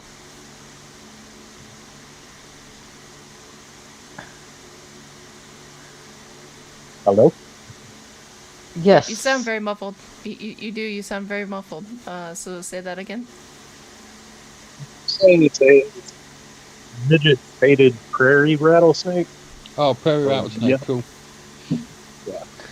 Okay, so quick question. Do you go catch these and decide, hey, I think I'm going to keep a pet snake today? No. Yeah, no. Isn't that People illegal? actually sell these. I mean, yes, people sell them and breed them. And there's not a crazy amount of regulation where I'm at, so, you know. But I mean, isn't it illegal to capture and sell native species in Texas? Depends on what species we're talking about. You got to keep in mind we're also the state that has rattlesnake roundups. Yeah, that's crazy. Yeah, it's like a double-edged sword. Yeah. Oh, well, never mind. You would think they would We protect their wildlife. Oh no, we go kill rattlesnakes en masse. Like What? those Why? rattlesnake roundups are something else. I don't even like talking about it. It makes my blood boil. Yeah, agreed. Oh, now you're gonna have to talk. Question: do you have? Are you gonna be around next Friday? Next Friday? Yeah, this coming Friday. Yeah. Sorry, Sonny was squawking. I couldn't hear you. I love that bird. She's Say over that here again? doing backflips. Oh my god. But are you gonna be here this next Friday? Yeah, I'll be here. Okay. Do you want to come on the show and we'll talk about it? Yeah, it'll give me time to get some more research on it and stuff. Anyway, Okay. I oh yeah. it's just from what I've read about it. And my sibling actually went to it. Which is, yeah, Why? well, me and my siblings aren't always on the same mindset about things. Yeah, I mean they define like a rattlesnake then, and they'll place a tube in there and they'll pump it full of gasoline to flush them out, and then obviously once they come out, they make all kinds of like boots and then they have like a big pit that they stick them in. We see the rattlesnake roundup on the Venomous groups on Facebook each year, when it comes about, and we see the links for it pop up. So one of the worst things I've seen from it is they will take a live rattlesnake and stitch its mouth closed and then let kids play with it. Yeah, no. Yeah, I mean. So basically, it's basically animal cruelty. It's glorified animal cruelty, and it's because it brings the city that puts it on loads and loads of money. Yeah. And I mean that when you see pictures of it or when you see it, you have to see it's not like 10, 15, 20 snakes that get caught. We're talking about like hundreds of snakes that get rounded up at once. It's crazy. Actually, you're underestimating it. From their own website, though, of rattlesnakeroundups.com, they said each year tens of thousands of rattlesnakes are taken from the wild to be displayed, slaughtered for entertainment, profit, and rattlesnake roundups. Professional hunters are not bound by bag or take limits and remove snakes from their native habitats and are awarded a cash prize. This is their own website. You would think that they would be like, oh, never mind, this is not their own website. This is a website for, I'm going to say the number's probably smaller than tens of thousands, because if you take tens of thousands, you're actually ruining. Yeah, I mean, I know the numbers are quite considerable when you see it, so. Well, there are some people who keep track of population because it used to be that they had an overabundance of them, and they were, I guess, causing problems to something. There was some legitimate reason for it back in the day, and now here we are. I think it's been decades later, and now we're about to do the opposite, where they're starting to be concerned about the population. Mm-hmm. But this roundup gives absolutely no shits about it. Yeah, and I'm actually looking at a more of a legit site now. It attracts about approximately 30,000 visitors, so there's the huge income of money and the huge influx. And now, mind you, these numbers are from 06, so at 24 between 06 and 2014. So you're looking at a few. And now it's raising huge concerns because in Texas, up to 125,000 snakes could be removed annually from the wild since the 1990s. So they're worried about the destruction and extinction of species, the endangerment of certain species. So they're trying to get it under control. And of course, the city is fighting them. Of course. Now people are probably going to ask where this is at. From what I understand, it's called Sweetwater Roundup. Yep. So you take it as you will. I don't know too much on it, and I would love to have you on the show, especially next week. Next week would probably be good to have you on the show, especially since it's summer and about this time is when they hold it. When it went off like a month or so ago. See. It doesn't give me dates, so I'm just going to guess because it's during the hot season. But in 1958, the reason why it started, because they took up almost 1% of the state's snake population. But that's what they're claiming. People are trying to find out. There's no data to support your claim, but there's no data that says it's not right, so that they can't really fight it. The economic impact that it has exceeds about $5 million per year. So, I mean, there is a heavy economic hit if you take this away. So I mean, I understand. I understand why they have it and why they've been doing it, because apparently it doesn't say exactly the reason why it started in 1958. It just says it started in 1958. So I'm missing quite a bit of thing. But they are.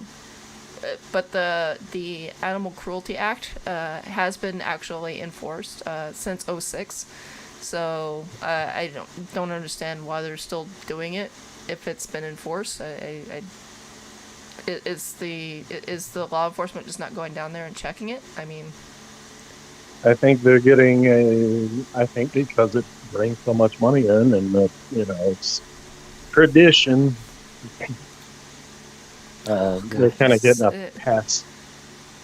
I did not realize how bad it is. Yeah, it's such a shame because horrible. those snakes could also be used to help to help with venom production. Right, obviously. Oh yeah, because a lot of the habitat would be species. great. Yeah, because a lot of the species could be used for medical advancements. I mean. Yeah, it's used to treat heart disease, rattlesnake venom. Oh. And not just heart disease, but also aneurysms and seizures. Yeah, Bill Haste, who was the grandfather of SI, which is self-immunization. Back in the 50s, he was the grandfather of injecting venom and building up immunity to it. And his blood was actually used for some of the very first snake antivenoms, which are still available now. It's just a shame that the rattlesnake roundup still happen. If you imagine doing that with lions or tigers, the world would be in an uproar. But hey, it's just a snake. It's a pest. It doesn't matter. It's a strange way how people perceive which animals are cute and fluffy and worth saving, and other stuff not so much. No, it's like, but there's also several states that have actual rattlesnake roundup. It's Pennsylvania, and there is Oklahoma as well. Apparently in Pennsylvania, they're not torturing the animal. They are sending hunters out there to find them, and it looks like it's for educational use. It's just basically a huge big barbecue to look for snakes. I don't know about the Oklahoma one. Let me check on the Oklahoma one real quick. Because, I mean, this is... Oklahoma's probably the same as us. They're just Texas 2.0. Oh, that's horrible. Oh, yeah, no, it is. It's bad. It's really bad. Oklahoma and Texas are the same damn state. They just put a line there for some reason. That's horrible. I can't say yay or nay because I'm not from that area, so... but that is... apparently a lot of people are petitioning... Oop. I hear myself.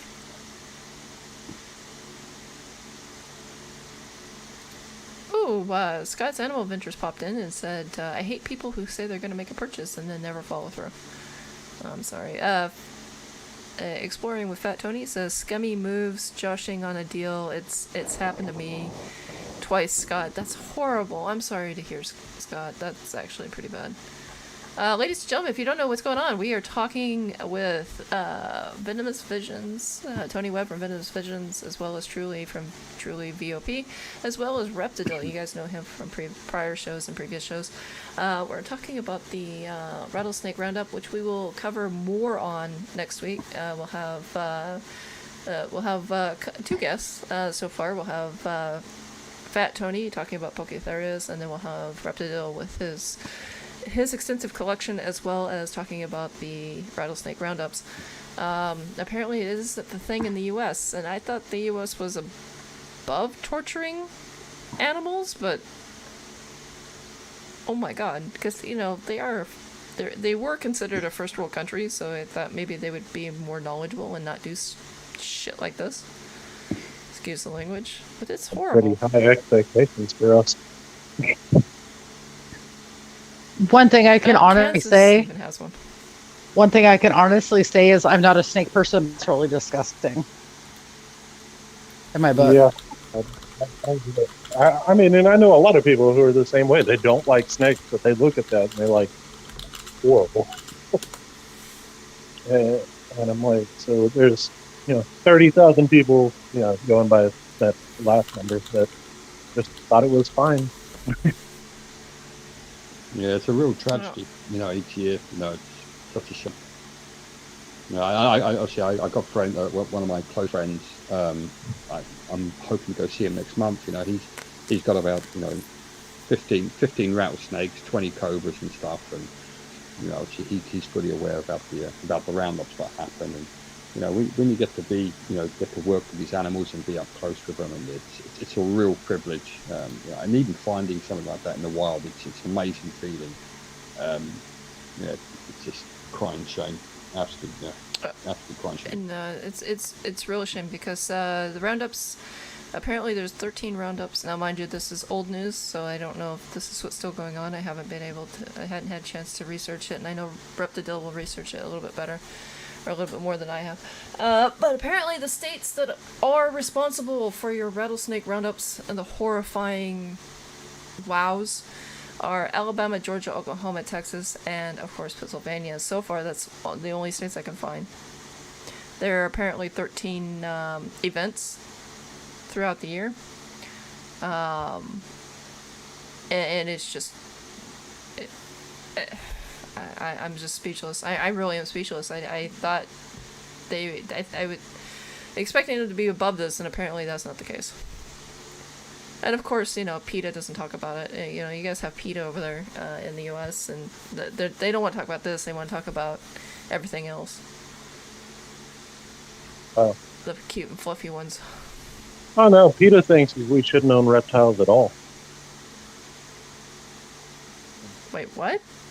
Yeah. That's their official stance on snakes and lizards and stuff, is that we should not own them, period. They shouldn't be pets. They shouldn't have anything to do.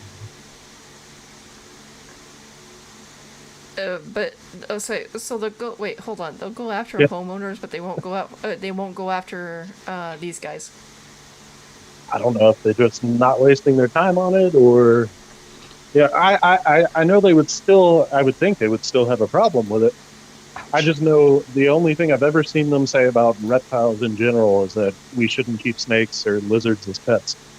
That it's terrible to keep them as pets, and it's animal cruelty to keep them as pets.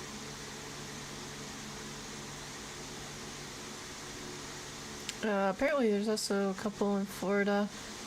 Okay, so apparently, let me scroll this way. Pennsylvania has laws against it, so Pennsylvania does. They have laws against the cruelty of it, so that they have laws so you can round them up, but it's for educational purposes and, of course, medical advancements. Believe it or not, some places in Georgia as well as Florida. But then in Alabama, Mississippi, Arkansas, Louisiana, that border, as well as Oklahoma and Texas, practice the worst of it. Yeah. Sorry to butt in here, but this is where I'm going to sign off for the night. Actually, I was going to have to close up anyways because it is now 3 hours plus, so I can only stay here for so long. It's only 5 o'clock though. Where you're at. I haven't even. It's had only dinner yet. 3:15. It's 11:15 here. I haven't even had dinner yet, so I'm going to have some dinner now. So. Yeah, I need to eat. Oh. It's 15 after midnight. It's almost 15 after midnight here, so I'm extremely hungry myself. Scott Anelovich just says PETA is a joke. PETA kidnapped a dog off a porch and put it down. Look it up. Okay. Got some opinions about them. But... Yeah, I don't care apparently for some PETA strong either. opinions. It sounds like everybody's on the same boat. Everybody has some strong opinions about them. Even I do. I have. Well, let's put it this way. They have, in life, there's always 3 stories: your side, my side, and exactly what happened. Right? And when you talk to PETA, it's always their side. It's never. It's like, hold on a second, I have questions, and then if you ask questions, then you're siding with the so-called enemy, and it's like, I just asked questions. I needed you to answer them so we can have an intelligent conversation. See, PETA stands for something very adult-like in my book. Oh, people eating tasty animals? No, penis eaters tasting animals. Well, everybody, we all know how I truly stands for And with on this. that note, I mean, that's exactly how I look at it, though. They've destroyed everything around here. They act like they're these big activists, and here you go. Actually, Scott, that's just a rumor. That's not actual law. You cannot marry your own sister in Alabama. Your cousin, you can. Yep. And your step, No, it's not a step. It's your cousin. No, I'm talking about you can marry your stepfather. You can marry your step if you want, as long as it's step, because then it's not family related. Okay, so I got this before you sign off, Crax. Alabama, get some mental help. Do the world a favor. Thank you. This is not. No, I was going to say, do not generalize, because we do have listeners from that state. Okay, I'm not generalizing the ones that are sane. I'm going after we're going for the cotton picking cousins and the swanging sisters. Okay, stop. Okay, there we go. But- There we go. for $59.95. For $59.95. I'll tell you how I really feel. 15 cents Vince a day, you Pez. can feed an Alabamian. Oh, God. Ben, I love it. Ben, you said kind of like the conversation I had recently. Now I'm gonna put some context, truly, and I think Dylan knows, but Ben is a teenager, well below the age of 18. Okay, ladies and gentlemen, I'm going to call time on this right now. I'm going to go have some food. Yep. Have Hey, a getting good time. Thank you so much, Tony. I really Thanks. It appreciate was nice meeting you, Tony. Thank you so much for having me, and I look forward to next week's show. To the listeners and to everyone else who's joined us here on the chat, thank you so much. Have a good one, Tony. And Thank you very much. I'm going to close things off, ladies and gentlemen. I'm starving. We've been doing the show for 3 hours and 16 minutes now, and I'm absolutely, I'm dying here. There's only one thing I didn't get to do. Play a song, say goodbye, No. and good night. No. Thank you for being a friend. I was wearing my Golden Girls shirt today. I love the Golden Girls. Yes, I am not even kidding you. Like, my husband was singing that as I was going out the door, and I was like, "What?" He goes, "Your shirt," and I was like, "Oh God, gotta go change." Yeah, I'm gonna say that much. I'm gonna put this out. They don't make shows like the Golden Girls anymore, and that was actually a very entertaining show. Yeah. It was 3 snarky older women living 4. together. Well, actually 4, because of Betty. I can't think of her name. Betty No, White. Betty it wasn't White. Betty White. There was Blanche, Sophia. Crap, what was Betty White's name on there? Rose, and yeah, she was Dorothy. actually a nice one. That was it. But she was actually, believe it or not, she played the nice one, but she had the most foul mouth out of them all. Betty my gosh, White's she's my still spirit alive, animal. right? yes. Yes. Oh yes, please don't jinx that. She's never gonna die. I swear. She literally is the best thing since sliced bread. Okay, she was invented before that. So Oh, I hope she never does. I'm just like, man, like, she has to be at least be 101. At least. Oh wait, hold on. Did she die? No. no. I would have cried. The answer to that question is always no. Is Betty gonna live No, forever? she's not Yes. No, she hasn't died. She's still alive. She's still an She's actress and a living. comedian, and she's 91, 99 years old. 99. 99. Okay, I thought she was about 101. She does not look a day over like 70. I'm just saying. So, Y'all want to She hear it does real it. She quick looks before really we go? good. Y'all want to hear a crazy fact that I heard on TikTok? So What's the that? oldest person alive right now, I can't remember her name, but she's 118, which means she was in her 40s when World War II ended. Holy crap. Wow. And people shall call her grandma. Wow. That's insane. I didn't mean it like that, ma'am. I'm sorry, no disrespect. You're just like, you beat Wonder Bread. That's awesome. That's like But I have a hard time fathoming that. I'm going to what I'm gonna do. I'm gonna eat something, but then I'm gonna catch you guys on Instagram and well, I think yeah, Instagram. I'll send you the link to the other channel that I have, and we'll go live there. Because what that show is, it's called the Nerdy Mic, not Dirty Mic, the Nerdy Mic, and it's basically TV shows. And then Truly can do some voice acting there if you'd like. See, I'm gonna suck at I that. would I don't love watch that. TV. Oh, see, but the thing is, the whole premise is to talk about everything from comic books to actual TV shows. So everything under the entertainment is covered, and Oh, okay, this cool. topic would be perfect. This topic would be perfect for that show. And Are you doing I it haven't gone tonight? live. I haven't done. Yeah, after I eat, I'm starving. Okay. Yeah, I got to go make dinner then if that's the case, because my husband and kid are sitting there yelling at me that they want food. It doesn't have So, any followers, but I haven't done anything with it. I have not. I just got the logos up. I just basically made a platform for it. And the reason why that's why we call it the Nerdy Mic is because it covers all of entertainment, video games. It covers it all. Everything that goes under entertainment, it gets put on that, and it's so people can listen to their. It's kind of like a podcast, so you can listen to, but a podcast about entertainment in general. hell yeah, let's do it. Okay. Everything So we do is kind of like a podcast.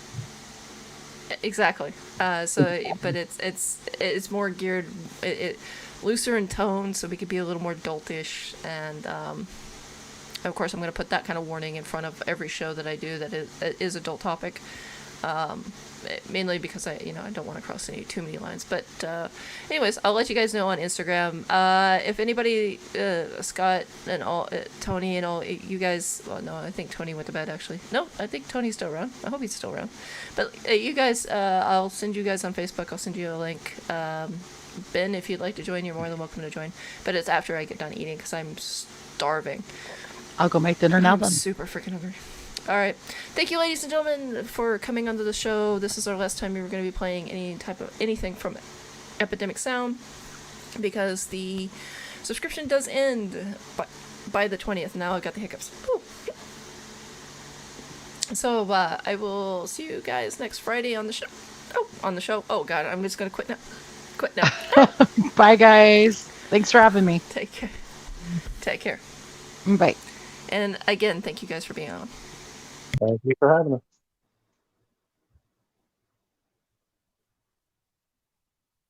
Thanks again, Crax.